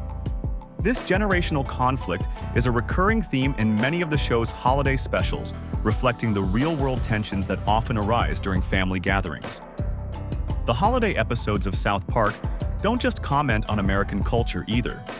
They often draw inspiration from international events and controversies. For example, Red Sleigh Down touches on religious tensions in the Middle East, using the familiar framework of a Christmas special to explore complex geopolitical issues. This global perspective helps to broaden the show's commentary on political correctness, reminding viewers that these debates aren't limited to any one country or culture. One of the most interesting aspects of South Park's approach to political correctness in its holiday episodes is how it challenges viewers to consider the balance between respect for diversity and freedom of expression. The show often presents scenarios where well-intentioned efforts to be inclusive end up stifling individual expression or creating new forms of exclusion. This nuanced take on the issue encourages audiences to think beyond simple categorizations of right and wrong when it comes to cultural sensitivity. It's worth noting that South Park's commentary on political correctness has evolved over the years, much like the social norms it satirizes. Early episodes might have relied more on shock value, while later seasons tend to offer more layered critiques. This evolution reflects the show's ability to stay relevant and engage with changing societal attitudes, even as it continues to push boundaries. South Park's holiday episodes have always been a highlight of the series, but have you ever noticed how they've changed over the years? It's fascinating to see how the show's approach to social commentary has evolved, becoming more nuanced and complex as time has gone on. In the early days, South Park relied heavily on shock value and crude humor to make its points. This was especially true in the holiday episodes, which often pushed the boundaries of what was considered acceptable on television. Take, for example, the early Halloween episodes. These often focused on simple, straightforward themes like the fear of monsters or the excitement of trick-or-treating. The humor was more direct and in-your-face with less subtlety in its messaging. As the series progressed, however, we see a shift towards more complex storylines and deeper character development, even in the holiday specials. This evolution isn't just limited to Halloween episodes, though. The Christmas specials have also undergone a significant transformation over the years. Early on, these episodes tended to focus on more traditional holiday themes, albeit with the signature Southpark twist. But as the show matured, so did its approach to tackling social issues through the lens of the holiday season. One of the most interesting aspects of this evolution is how it reflects changing societal norms and expectations. As viewers became more accustomed to edgy humor and controversial topics, Southpark had to adapt its satirical approach to stay relevant. This meant moving beyond simple shock tactics and developing more sophisticated methods of commentary. The holiday episodes serve as a perfect microcosm for the show's overall development. By comparing early specials to more recent ones, we can see how the writers have honed their craft over time. The jokes have become more layered, the plot lines more intricate, and the social commentary more incisive. It's not just about being offensive for the sake of it anymore. There's a purpose behind the provocation. Of course, this evolution didn't happen overnight. It was a gradual process that took place over many seasons. The creators, Trey Parker and Matt Stone, have spoken about how their approach to social commentary has changed over the years. They've become more interested in exploring the gray areas of complex issues rather than simply taking potshots at easy targets. This shift is evident in how the holiday episodes tackle current events and social issues. While early specials might have made broad jokes about political correctness or religious hypocrisy, later episodes delve deeper into the nuances of these topics. They explore the motivations behind different viewpoints and often leave viewers with more questions than answers. One of the most impressive aspects of Southpark's evolution is how it's managed to stay culturally relevant for over 2 decades. In a media landscape that's constantly changing, with new forms of entertainment and social media competing for attention, Southpark has consistently adapted its approach to remain part of the cultural conversation. The holiday episodes, in particular, showcase the show's growth in tackling complex social issues. They've become a platform for addressing everything from consumer culture to religious extremism, all while maintaining the irreverent humor that's been a hallmark of the series since its inception. It's a delicate balance, but one that Southpark has managed to strike with increasing skill over the years. This evolution also demonstrates the show's ability to grow along with its audience. Many viewers who started watching Southpark as teenagers are now adults, and the show's more mature approach to social commentary reflects this shift. It's not afraid to challenge its audience, encouraging them to think critically about the issues being presented. As Southpark's holiday episodes have evolved over the years, so too have the characters that appear in them. One of the most fascinating aspects of these special episodes is the recurring cast of holiday-specific characters that pop up time and time again. These familiar faces aren't just there for nostalgia's sake. They play a crucial role in how the show delivers its social commentary year after year. Let's start with the most iconic of Southpark's holiday characters, Mr. Hanky, the Christmas Pooh. This little guy has been a staple of the show's Christmas episodes since the very beginning. What's interesting about Mr. Hanky is how his role has changed over time. In his early appearances, he was mostly there for shock value and gross-out humor. But as the show matured, so did Mr. Hanky. We see him tackle more complex issues in later episodes, like in Mr. Hanky's Christmas Classics, where he serves as a sort of narrator, guiding us through different holiday traditions and the tensions that can arise from them. Another recurring character that's become synonymous with Southpark's holiday episodes is Jesus. Now, you might think that having Jesus as a character would be pretty straightforward, but Southpark has managed to use him in some pretty unexpected ways. In early episodes, Jesus was often portrayed as a somewhat passive figure, mostly reacting to the chaos around him. But as the show progressed, we see Jesus take on a more active role, often grappling with his own identity and purpose in the modern world. One of the most interesting aspects of Jesus' character development is how the show uses him to comment on the commercialization of Christmas. In later episodes, we see Jesus becoming increasingly frustrated with how his birthday has been co-opted by consumer culture. This frustration often leads to some pretty wild scenarios, like in Red Sleigh Down, where Jesus ends up on a mission to save Santa Claus in Iraq. Of course, we can't talk about recurring holiday characters without mentioning Santa Claus. South Park's version of Santa has had quite the journey over the years. In early episodes, he was portrayed as a pretty traditional Santa, albeit with a South Park twist. But as the show's social commentary became more complex, so did Santa's role. We see him dealing with the pressures of modern consumerism, the war on Christmas, and even global politics. One of the most interesting uses of Santa comes in the Black Friday trilogy, where he becomes a symbol of the excesses of holiday shopping. This is a great example of how South Park uses these familiar characters to tackle contemporary issues in a way that's both humorous and thought-provoking. But it's not just the big names that make South Park's holiday episodes special. There are also smaller recurring characters that add depth and continuity to the show's holiday narratives. Take the woodland critters, for example. These adorable but demonic creatures first appeared in Woodland Critter Christmas and have since become a fan-favorite holiday staple.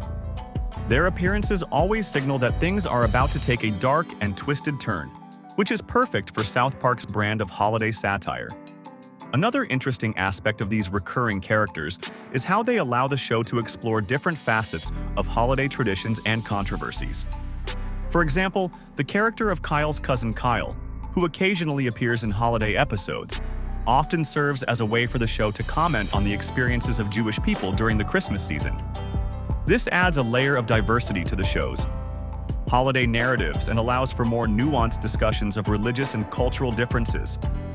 It's also worth noting how these recurring characters have become beloved by fans. Characters like Mr. Hanky and the Woodland Critters have taken on a life of their own outside of the show, appearing in merchandise and being referenced in pop culture.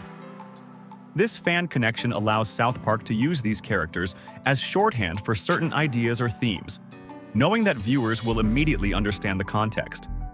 The use of recurring characters in holiday episodes also allows for a kind of character growth that isn't always possible in regular episodes. Because these characters only appear once a year, the changes in their personalities or situations can be more dramatic, reflecting broader changes in society or in the show's approach to satire. South Park has never shied away from tackling controversial topics, and cultural appropriation during holiday celebrations is no exception. The show's creators, Trey Parker and Matt Stone, have used their unique brand of satire to explore this complex issue, often through the lens of their beloved holiday episodes. One standout example is the episode Holiday Special, which dives headfirst into the murky waters of cultural insensitivity in holiday traditions. In Holiday Special, we see the town of South Park grappling with the realization that their beloved Columbus Day celebrations might actually be pretty offensive. This episode serves as a perfect microcosm for the larger debates happening in our society about which holiday traditions are acceptable and which ones might be crossing the line. It's not just about Columbus Day, though. The show uses this as a jumping-off point to explore how we celebrate other holidays and the potential cultural landmines we might be stepping on without even realizing it. What's really interesting is how South Park manages to walk the fine line between cultural appreciation and appropriation in these episodes. They don't just present one side of the argument and call it a day. Instead, they show characters struggling with their own cultural identities and trying to figure out where they fit in during these holiday celebrations. It's not always comfortable to watch, but that's kind of the point. The show wants us to squirm a little and really think about our own practices. One of the ways South Park tackles this issue is through its portrayal of controversial holiday mascots and symbols. We've seen how characters like Mr. Hanky the Christmas Pooh have evolved over the years, but the show doesn't stop there. They've taken on everything from Native American mascots to racially insensitive Halloween costumes. These episodes often reflect real-world controversies that have made headlines, giving viewers a chance to see these issues played out in the exaggerated South Park universe. But it's not all just shock value and crude humor. As the show has matured, so has its approach to these sensitive topics. In later seasons, we see a more nuanced take on cultural appropriation during the holidays. The characters often find themselves caught between wanting to honor their traditions and realizing that some of those traditions might be hurtful to others. It's a struggle that many of us can relate to in real life, and South Park doesn't offer any easy answers. One of the most interesting aspects of these holiday episodes is how they use festive storylines to comment on broader issues of race and ethnicity. For example, in episodes dealing with Thanksgiving, we see the show challenging the traditional narrative of pilgrims and Native Americans sharing a peaceful meal.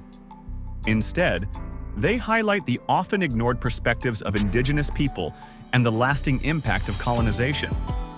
It's heavy stuff for a cartoon, but South Park manages to make it both thought-provoking and entertaining. The holiday episodes also explore the complexities of maintaining traditions in a diverse society.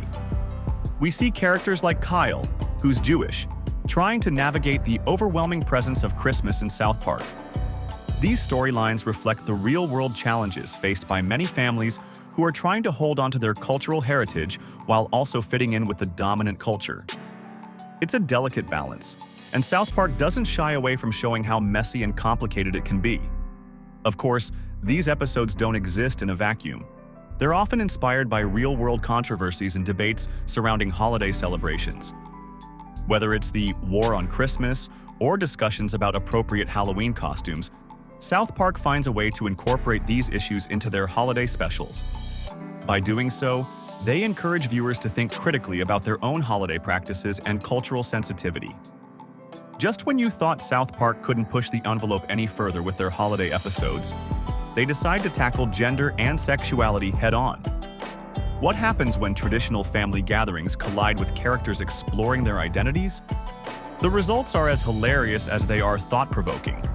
South Park has a long history of using holiday episodes to explore complex social issues, and gender and sexuality are no exception. We see this in episodes like Mr. Garrison's Fancy New Vagina, which aired during the holiday season. In this episode, Mr. Garrison undergoes gender reassignment surgery, and the show uses the backdrop of holiday family gatherings to explore the reactions and challenges faced by transgender individuals. The episode doesn't shy away from the complexities of gender identity. We see Mr. Garrison struggling with his new identity during Christmas celebrations, facing both acceptance and rejection from different characters. This is a prime example of how South Park uses familiar holiday settings to discuss unfamiliar or controversial topics.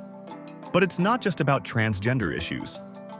South Park's holiday episodes often feature subversions of typical holiday romance narratives. Instead of the usual heteronormative Christmas love stories, we might see same-sex couples navigating the challenges of holiday traditions. For example, in one episode, we see Big Gay Al and Mr. Slave celebrating Christmas together, offering a different perspective on holiday romance. The show also takes aim at traditional gender roles in holiday celebrations. In various Christmas episodes, we see male characters like Randy Marsh taking on traditionally feminine roles like cooking Christmas dinner or organizing holiday parties.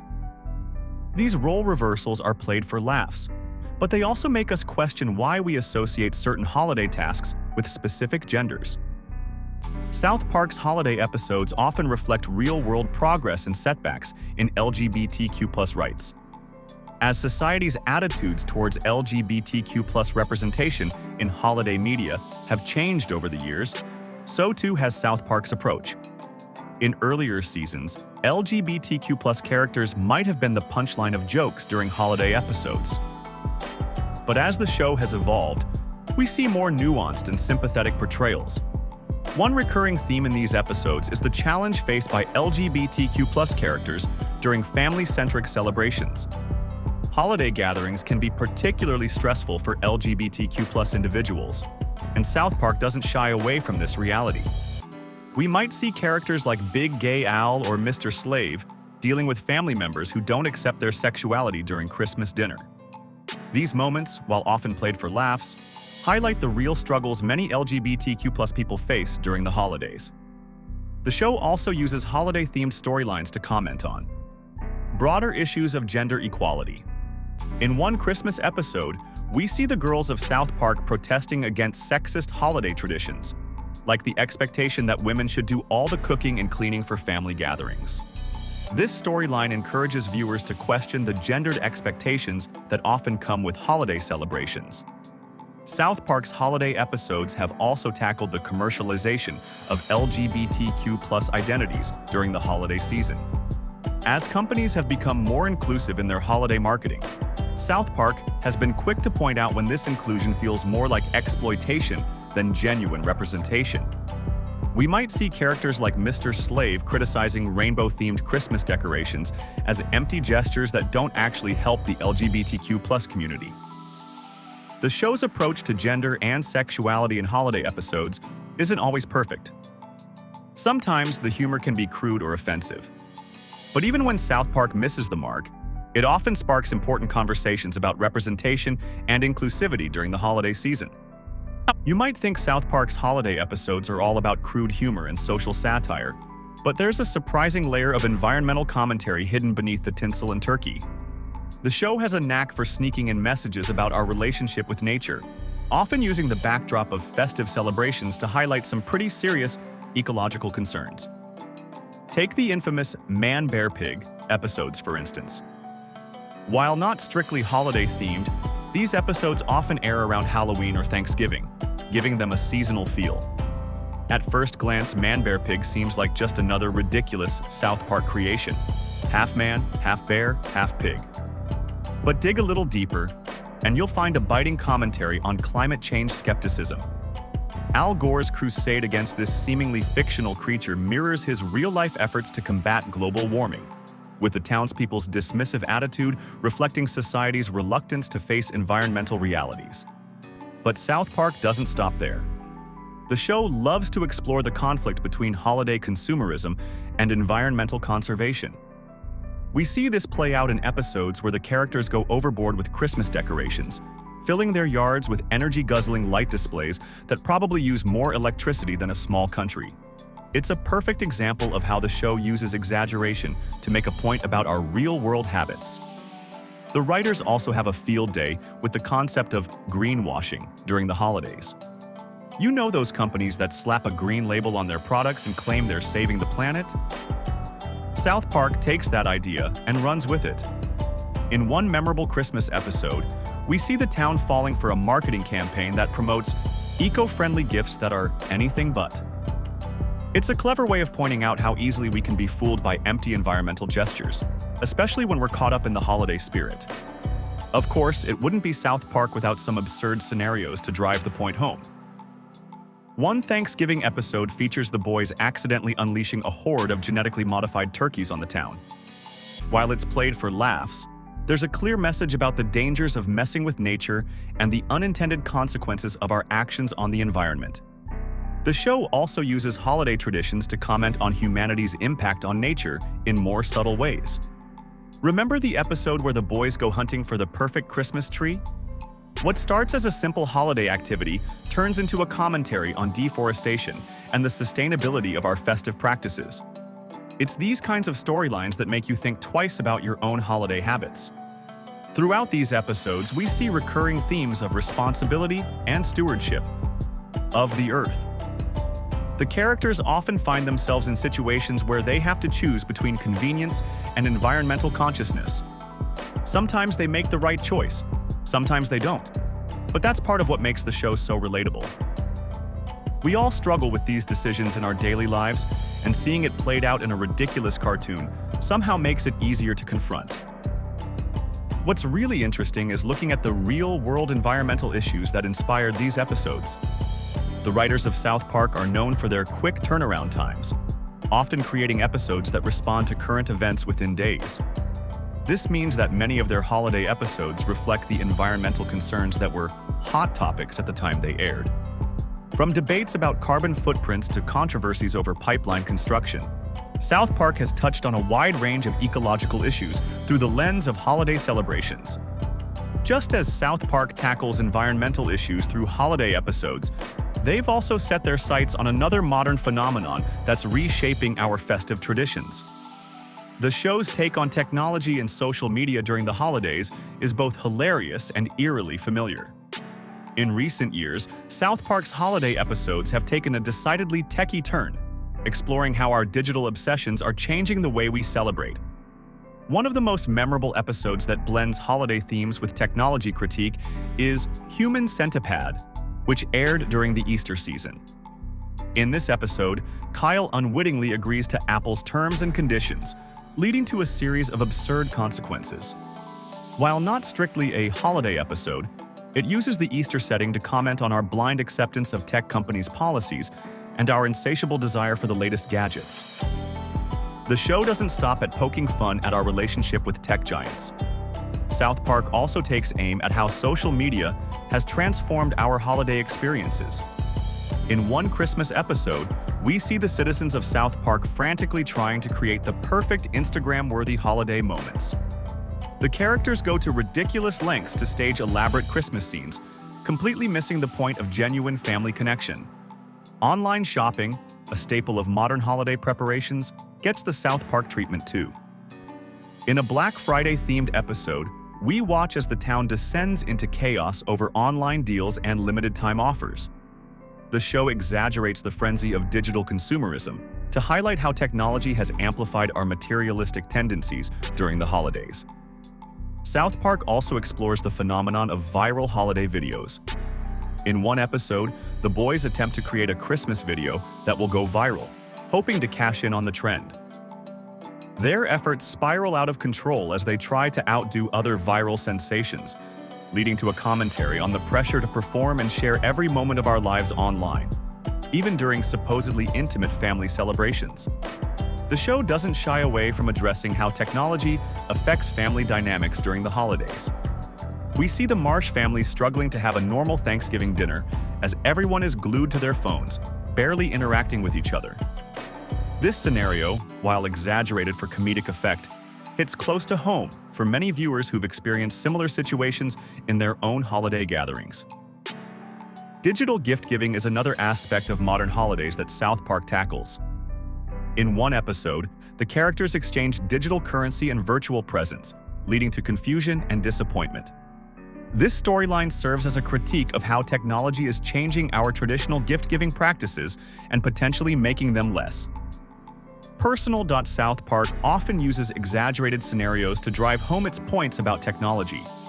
In a New Year's Eve episode, the town becomes obsessed with a new app that promises to optimize their party experience. As the night progresses, the characters become increasingly dependent on the app, unable to make decisions or enjoy themselves without consulting their phones. This over-the-top depiction serves to highlight our real-world dependence on technology, even during celebrations. The loss of human connection in the digital age is a recurring theme in South Park's holiday episodes. We see characters so focused on capturing the perfect moment for social media that they miss out on actually experiencing the holidays. This commentary encourages viewers to reflect on their own habits and consider whether technology is enhancing or detracting from their festive experiences. South Park's holiday episodes also explore themes of authenticity and performance in the era of social media. Characters often struggle with presenting a perfect image online while dealing with the messy reality of their lives. This dichotomy is particularly poignant during the holidays, when there's increased pressure to appear happy and successful. These episodes are often inspired by real-world tech trends and controversies. From data privacy concerns to the addictive nature of social media, South Park incorporates current issues into its holiday narratives. By doing so, the show encourages viewers to think critically about the role of technology in their own lives and celebrations. You might think you know everything about South Park's holiday specials, but there's a hidden layer that's more relevant now than ever. Behind the raunchy humor and outrageous plots, these episodes are actually a scathing commentary on America's wealth gap. South Park's creators have a knack for using familiar holiday settings to shine a light on some of society's most pressing issues, and economic inequality is no exception. One of the most striking examples of this is the episode Cash for Gold, which aired during the holiday season. In this episode, we see how the elderly in South Park are exploited by a predatory cash for gold scheme. The holiday theme is cleverly woven into the narrative, with the scammers using the guise of Christmas shopping to prey on vulnerable seniors. This isn't just a random plot point. It's a direct commentary on how economic exploitation often intensifies during the holiday season, when people feel increased pressure to spend money they might not have. Speaking of holiday spending pressure, South Park doesn't pull any punches when it comes to showing the stark differences between how the town's wealthy and poor residents experience the holidays. In several Christmas episodes, we see characters like Kenny's family struggling to afford even basic gifts, while others in town go all out with extravagant decorations and presents. This contrast isn't just played for laughs. It's a pointed critique of how economic inequality becomes especially apparent during times of celebration. The show also takes aim at the concept of holiday charity, often portraying it in a less than flattering light. In one memorable episode, we see the townspeople participating in various charitable activities, but their motivations are questionable at best. Some characters are more concerned with how their generosity makes them look on social media than with actually helping those in need. This is South Park's way of commenting on the commodification of goodwill, how even acts of charity can become twisted by capitalism and self-interest. South Park's creators are particularly skilled at using holiday traditions to comment on broader issues of wealth distribution. Take the concept of gift-giving, for example. In several episodes, we see characters grappling with the true value of presents. Is it the thought that counts, or is it all about the price tag? These storylines encourage viewers to consider their own attitudes towards materialism and the role it plays in their holiday celebrations. The show doesn't shy away from exploring the economic pressures that come with the holidays either. In one episode, we see Randy Marsh going to ridiculous lengths to afford the perfect Christmas for his family, even if it means putting himself in financial jeopardy. This isn't just a funny plot. It's a reflection of the real-world struggles many families face during the holiday season, when the pressure to spend can lead to poor financial decisions. It's worth noting that these episodes often draw inspiration from real-world economic issues. The 2008 financial crisis, for instance, influenced several holiday-themed episodes that aired in the years following.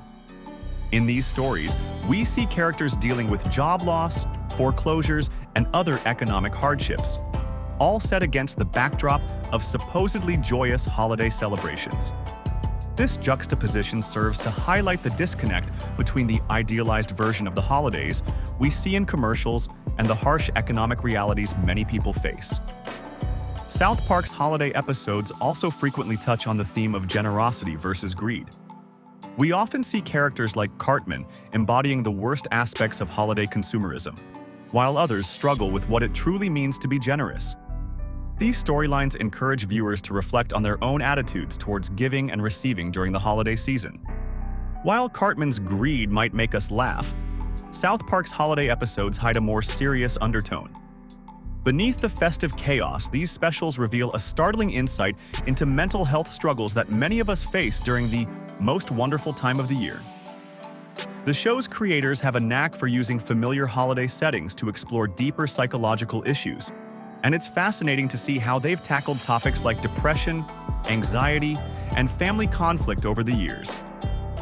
One of the earliest examples of this theme comes from the episode Merry Christmas, Charlie Manson, where we see the Cartman family's dysfunctional dynamics on full display during their holiday gathering. The stress of trying to maintain a perfect family image while dealing with an escaped convict relative perfectly captures the anxiety many people feel when forced to spend time with difficult family members during the holidays. It's a clever way for South Park to comment on the pressure to present a picture-perfect holiday experience, even when things are falling apart behind the scenes. As the series progressed, we see more nuanced portrayals of mental health issues during the holidays. Take Stan, for example. In several Christmas episodes, we notice him seeming more withdrawn and melancholic than usual. This isn't just teenage angst. It's a subtle nod to the very real phenomenon of holiday depression. The contrast between Stan's mood and the forced cheer around him highlights how isolating it can feel when you're struggling with mental health issues during a time when everyone else seems so happy. The show doesn't shy away from exploring how the holidays can exacerbate existing mental health conditions. In one memorable episode, we see Mr. Garrison struggling with his identity during Christmas celebrations following his gender reassignment surgery. This storyline touches on the complex emotions many LGBTQ+ individuals face during family-oriented holidays, especially when dealing with relatives who may not fully accept them. South Park also tackles the issue of holiday-induced stress and anxiety through its portrayals of the adults in town. Randy Marsh, always prone to overreaction, often embodies the frantic energy of a parent trying to create the perfect holiday experience. His over-the-top efforts to afford extravagant gifts or cook the perfect Christmas dinner serve as a humorous but pointed critique of the unrealistic expectations many people place on themselves during the holidays. The show's holiday episodes frequently touch on the theme of loneliness, a feeling that can be particularly acute during festive seasons. Characters like Butters, often left out or misunderstood, represent those who feel isolated even when surrounded by holiday cheer. These storylines encourage viewers to look beyond the surface and consider the mental well-being of those around them during what can be a challenging time for many. Interestingly, Southpark uses its trademark irreverent humor to destigmatize conversations about mental health. By presenting these issues within the context of absurd holiday scenarios, the show makes it easier for viewers to engage with potentially uncomfortable topics. It's a clever way of encouraging people to talk more openly about mental health, using laughter as a gateway to more serious discussions. The series also doesn't hesitate to critique the commercialization of mental health during the holidays. In one episode, we see the town of Southpark becoming obsessed with a new mindfulness app that promises to optimize their holiday experience. This storyline pokes fun at the way self-care and mental health awareness can sometimes be co-opted by consumer culture, especially during the gift-giving season. It's worth noting that the show's treatment of mental health issues during the holidays has evolved over time, much like societal attitudes. Earlier episodes might have played certain struggles for laughs, but more recent seasons have shown a more nuanced understanding of the complexities of mental health. This evolution reflects a growing awareness and acceptance of mental health issues in the broader culture. South Park's holiday episodes serve as a reminder that it's okay not to be okay, even, or especially, during the most wonderful time of the year. By showcasing characters struggling with various mental health issues amidst the tinsel and turkey, the show normalizes these experiences and encourages viewers to prioritize their mental well-being. Just when you thought South Park couldn't get any more real about holiday struggles, they throw another curveball. The show's holiday episodes don't just deck the halls, they also spill the tea on a widespread issue that often goes unnoticed amid the seasonal cheer. South Park has a knack for addressing addiction and substance abuse in its holiday specials, and it's not just for laughs. We see this theme pop up in various episodes, like Mr. Hanky's Christmas Classics. While the episode is primarily a collection of holiday songs, it doesn't shy away from showcasing characters indulging in excessive drinking. This mirrors the real-world tendency for people to overindulge during the festive season, often using alcohol as a coping mechanism for holiday stress or family tensions.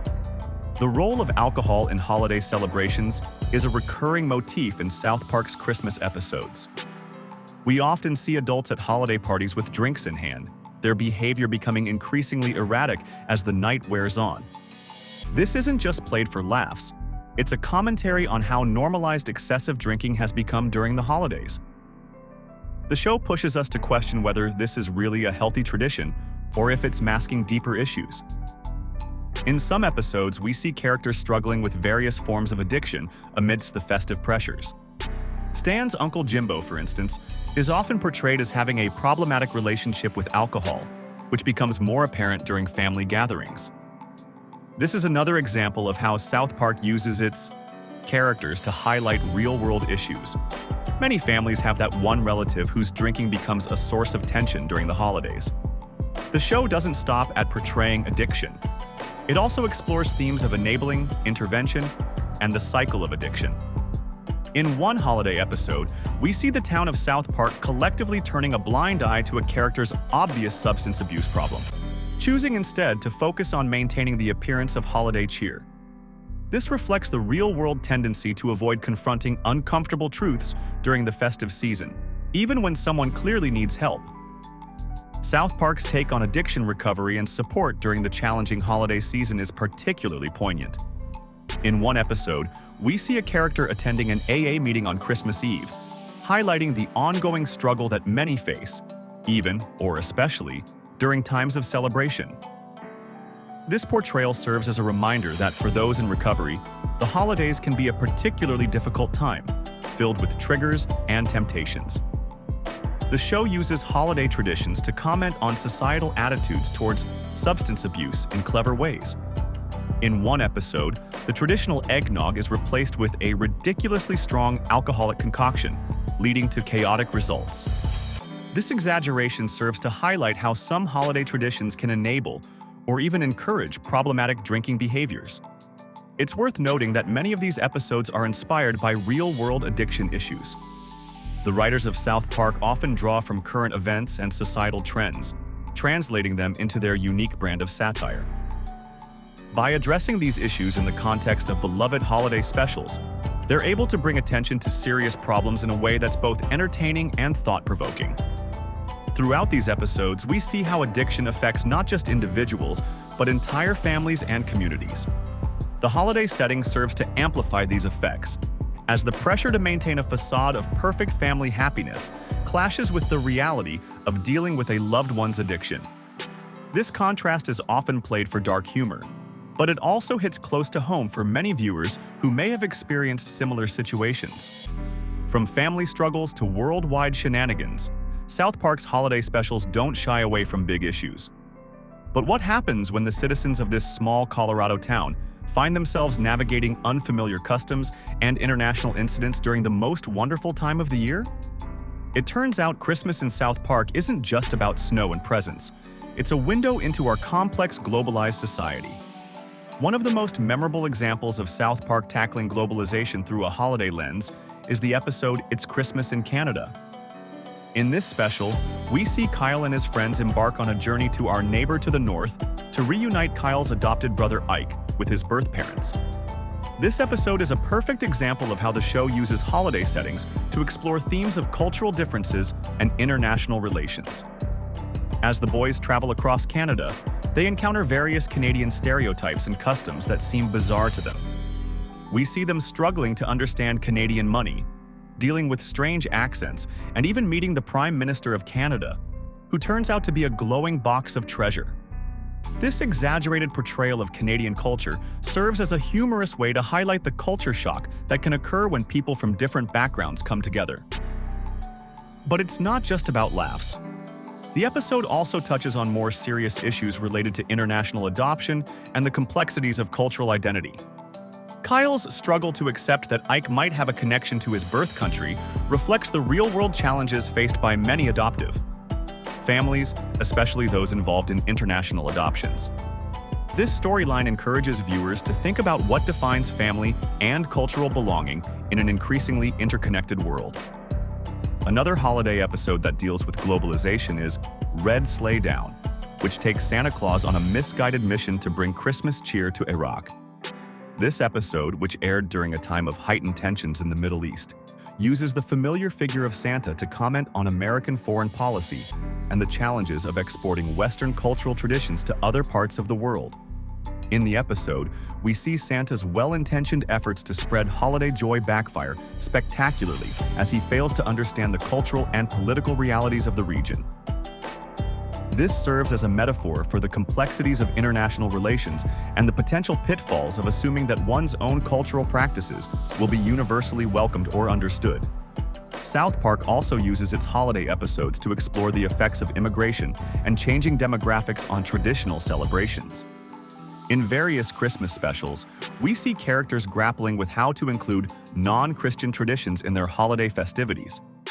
This reflects real-world debates about inclusivity and representation during the holiday season as communities become more diverse and multicultural. For example, in one episode, we see the school struggling to put on a non-offensive holiday play that acknowledges all cultural traditions. This leads to a hilariously convoluted performance that ultimately satisfies no one. While played for laughs, this scenario touches on the very real challenges many communities face in balancing tradition with inclusivity. The show also isn't afraid to tackle the darker side of globalization, such as the exploitation of workers in developing countries to produce cheap holiday goods. In one memorable scene, we see Cartman visiting a sweatshop in China where Christmas decorations are made, bringing attention to the often overlooked human cost of our holiday consumerism. South Park's holiday episodes also frequently touch on the theme of tourism and its impact on local cultures. We often see the town of Southpark transformed into a winter wonderland to attract tourists, with mixed results for the locals. This reflects the real-world phenomenon of cities and towns, altering their appearance and traditions to appeal to visitors, sometimes at the expense of authenticity. Throughout these episodes, South Park manages to balance its trademark irreverent humor with surprisingly nuanced commentary on complex global issues. By using familiar holiday settings and characters, the show makes these topics more accessible and relatable to its audience. South Park's holiday episodes aren't just about festive fun and crude humor. They're also a masterclass in media criticism. The show's creators, Trey Parker and Matt Stone, use these special episodes to shine a spotlight on the media landscape that surrounds us during the holiday season. From cheesy TV specials to manipulative advertising, South Park unwraps the not-so-merry side of seasonal entertainment. One of the best examples of this media critique is the episode A Very Crappy Christmas. In this episode, we see the boys trying to create their own animated Christmas special after Mr. Hanky fails to show up. This storyline serves as a perfect vehicle for South Park to parody the entire genre of holiday specials and the TV industry that produces them. We see the boys struggle with deadlines, budget constraints, and creative differences, mirroring the real-world challenges of TV production. But it's not just about poking fun at the process. South Park uses this opportunity to comment on the formulaic nature of holiday programming. The boys' attempts to create a heartwarming story that will appeal to viewers highlight how these specials often rely on cliches and manipulative emotional triggers. This critique extends beyond just Christmas specials, encompassing the broader landscape of holiday-themed entertainment. South Park's holiday episodes also take aim at the advertising industry and its role in shaping our holiday expectations. We often see characters in the show bombarded with commercials and marketing campaigns that promise the perfect Christmas experience. This reflects the real-world phenomenon of advertisers capitalizing on holiday sentiment to sell products. The show encourages viewers to think critically about the messages they're receiving and how these influence their own holiday experiences. Another aspect of media criticism in South Park's holiday episodes is their take on news coverage during the festive season. The show often parodies how news outlets sensationalize holiday-related stories or create artificial controversies. For example, we might see the local news in South Park blowing a minor holiday incident out of proportion or manufacturing outrage over a supposedly offensive holiday display. This mirrors the real-world tendency of some news outlets to drum up drama during slow news periods around the holidays. South Park's holiday episodes also feature some interesting meta-commentary on the nature of holiday entertainment itself. The show is acutely aware of its own role as a piece of holiday programming and often plays with this concept. We might see characters breaking the fourth wall to comment on the conventions of holiday specials or the expectations of the audience. This self-awareness adds an extra layer of complexity to the show's media criticism. The holiday episodes of South Park also explore themes of authenticity and nostalgia in media. The show often contrasts the idealized, picture-perfect holidays portrayed in movies and TV shows with the messy, complicated reality of family gatherings and seasonal stress. This juxtaposition serves to highlight how media representations of the holidays can create unrealistic expectations and even contribute to feelings of inadequacy or disappointment. It's important to note that these episodes don't exist in a vacuum. They're often inspired by real-world media trends and controversies. For example, an episode might riff on a particularly controversial holiday ad campaign or a news story that dominated headlines during a past holiday season. This connection to current events keeps the show's media criticism fresh and relevant. The commercialization of sentiment is another key theme in South Park's holiday episodes. The show frequently lampoons how media outlets and advertisers exploit genuine emotions and traditions for profit. We might see characters cynically manipulating holiday cheer to boost ratings or sell products, mirroring real-world practices that viewers might recognize from their own experiences. Through all of this critique, South Park's holiday episodes serve an important purpose. They encourage viewers to think critically about the holiday content they consume. By exposing the mechanisms behind holiday media, the formulas, the manipulations, the commercial interests, the show empowers its audience to be more discerning consumers of media. As we've seen, South Park's holiday episodes are masters of media critique and social commentary. But there's another aspect of these specials that's worth unwrapping: the animation itself. From the early days of Mr. Hanky, the Christmas Pooh, to more recent offerings, the show's holiday episodes have served as a visual timeline of South Park's technical progress. Let's take a closer look at how these festive episodes have pushed the boundaries of the show's signature style. When South Park first hit our screens, it was known for its deliberately crude animation style. The characters were essentially just paper cutouts, and the movements were limited and jerky. This was especially apparent in the early holiday episodes.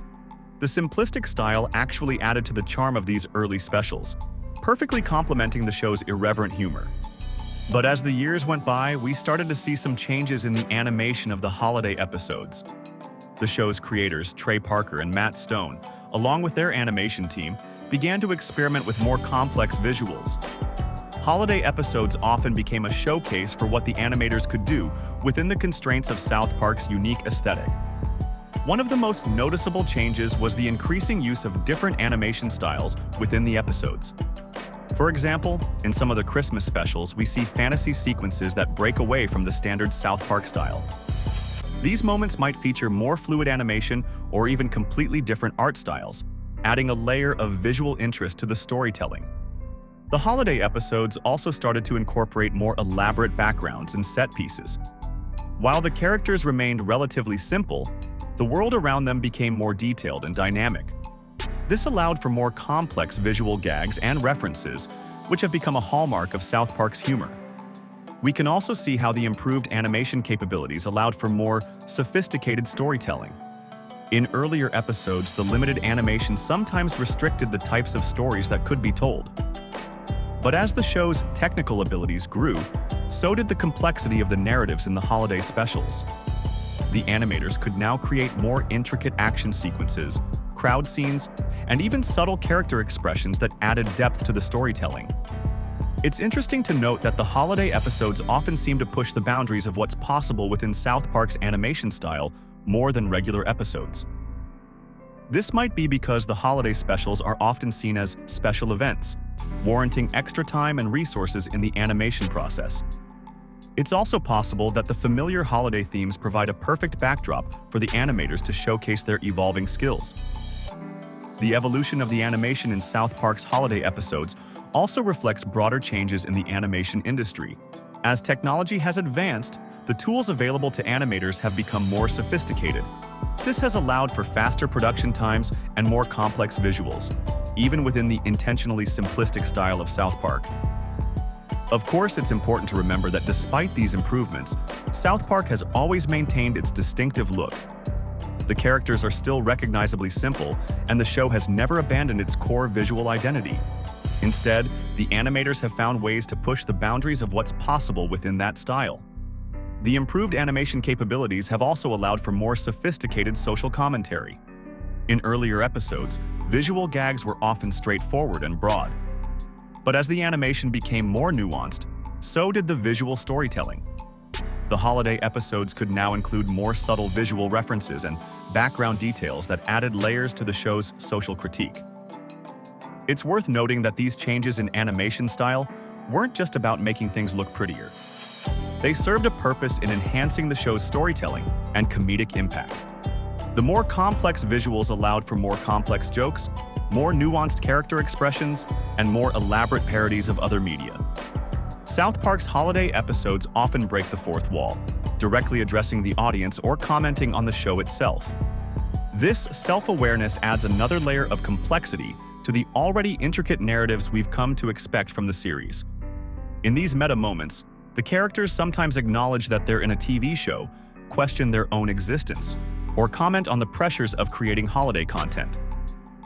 One of the most notable examples of this self-referential humor is the episode A Very Crappy Christmas. In this special, we see Stan, Kyle, Kenny, and Cartman attempt to create their own animated Christmas card to save the town's holiday spirit. This storyline mirrors the real-world challenges of TV production, including tight deadlines, budget constraints, and creative differences. As the boys struggle to complete their project, they unknowingly echo the experiences of South Park's own creators, Trey Parker and Matt Stone. The episode goes beyond just mimicking the production process. It actually incorporates commentary on South Park's unique animation style. At one point, Kyle questions why they're using construction paper cutouts, saying, "Dude, nobody does cartoons with construction paper anymore." This line is a direct nod to South Park's origins as a show animated to look like paper cutouts, even after they switched to computer animation.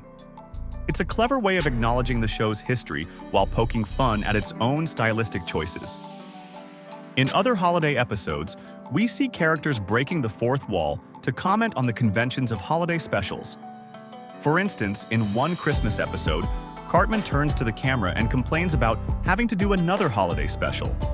This moment not only acknowledges the audience, but also comments on the pressure TV shows face to produce holiday-themed content year after year. It's a subtle critique of the entertainment industry's tendency to churn out formulaic holiday programming. South Park's self-aware holiday episodes also explore the relationship between creators and their audience. In some instances, characters discuss the expectations viewers have for holiday specials, highlighting the challenge of balancing tradition with innovation. This meta-commentary encourages viewers to think critically about their own consumption of holiday media and the demands they place on content creators. The show's creators often use these meta moments to comment on their own role in shaping cultural conversations around the holidays. By having characters question the purpose of holiday episodes or the messages they're meant to convey, South Park invites viewers to consider the impact of media on our holiday expectations and experiences. It's a clever way of examining the show's own influence while maintaining its signature irreverent humor. These self-aware episodes also provide unique insights into South Park's creative process. When characters struggle with writer's block or argue about the direction of their holiday project, it's hard not to see parallels with the real-world challenges Parker and Stone might face. This transparency about the difficulties of creating consistently entertaining content adds an extra layer of appreciation for the show's longevity and quality. South Park's holiday episodes often use their meta-elements to explore themes of authenticity and entertainment. By acknowledging the artifice of television, the show raises questions about the genuineness of holiday sentiments expressed in media. This self-reflection encourages viewers to consider the difference between manufactured holiday cheer and genuine emotional connections. The show's willingness to get meta during holiday episodes also allows it to comment on the nature of storytelling itself. Characters might question why they're following certain holiday tropes or explicitly discuss the structure of their own narrative. This playful approach to storytelling keeps viewers engaged while also educating them about the conventions of television writing. It's worth noting that these meta moments aren't just clever gimmicks, they often reflect real-world production challenges or fan reactions. For instance, if a previous holiday episode received criticism, the next one might feature characters discussing those exact criticisms. This responsiveness to audience feedback creates a unique dialogue between the show and its viewers, making the South Park experience feel more interactive and personal. South Park's holiday episodes have become more than just seasonal entertainment. They've transformed into cultural touchstones that resonate far beyond the show itself. Have you ever stopped to consider just how deeply these specials have embedded themselves in our collective consciousness? From catchphrases to characters, these episodes have left an indelible mark on pop culture and sparked real-world discussions about complex social issues. We see this impact in the way certain South Park holiday episodes have become annual viewing traditions for many fans. It's not uncommon to hear people say they kick off their holiday season by watching Mr. Hanky, The Christmas Pooh, or gather with friends for a viewing party of Woodland Critter. Christmas. These episodes have transcended their original air dates to become part of people's personal holiday rituals. The show's holiday specials often introduce catchphrases or characters that become part of the cultural lexicon. Think about how often you've heard someone exclaim, "Oh my God, they killed Kenny," or sing a few lines from Kyle's "Mom is a big fat bitch." These moments from holiday episodes have taken on a life of their own, appearing on merchandise, inspiring memes, and becoming shorthand for fans to reference the show. South Park's approach to holiday specials has also influenced other animated shows. We see this in the way other series have adopted a more irreverent tone when tackling holiday themes, or in how they've embraced the idea of using familiar holiday settings to explore more complex social issues. This influence extends beyond just animation, with live-action comedies also taking cues from South Park's willingness to push boundaries during the holiday season. Perhaps most significantly, these episodes have sparked real-world discussions and debates about various social issues. South Park's holiday specials often serve as a starting point for conversations about topics like consumerism, religious hypocrisy, or political correctness. The show's ability to use familiar holiday tropes as a vehicle for social commentary has made these complex issues more accessible to a wider audience. We can also see how the show's holiday content has evolved alongside changing societal norms and expectations. Early holiday episodes might have relied more on shock value or crude humor. But over time, we've seen a shift towards more nuanced storytelling and layered satire. This evolution reflects not just the growth of the show's creators, but also the changing expectations of the audience and the broader cultural landscape. In many ways, these holiday episodes serve as time capsules, reflecting the concerns and attitudes of different eras. Watching them in chronological order provides a fascinating glimpse into how our society's values and preoccupations have shifted over the years, from the late 90s debates about the secularization of Christmas to more recent discussions about cultural appropriation and identity politics. The creators of South Park, Trey Parker and Matt Stone, have spoken about the enduring popularity of their holiday specials in interviews. They've expressed surprise at how some of these episodes have taken on a life of their own, becoming part of many people's holiday traditions. They've also noted how the holiday setting allows them to tackle more serious topics in a way that feels accessible and familiar to viewers. It's worth noting that the impact of these holiday episodes extends beyond just entertainment they've actually shaped. How we think about and discuss complex issues through the lens of familiar holiday traditions by using recognizable holiday imagery and traditions as a backdrop. South Park has created a unique framework for exploring challenging topics. This approach has made it easier for viewers to engage with difficult subjects and has contributed to the show's lasting cultural relevance. The legacy of South Park's holiday episodes is also evident in how they've influenced the way we approach satire and social commentary. In media, these specials have demonstrated that it's possible to create content that is both entertaining and thought-provoking, pushing the boundaries of what audiences expect from holiday programming.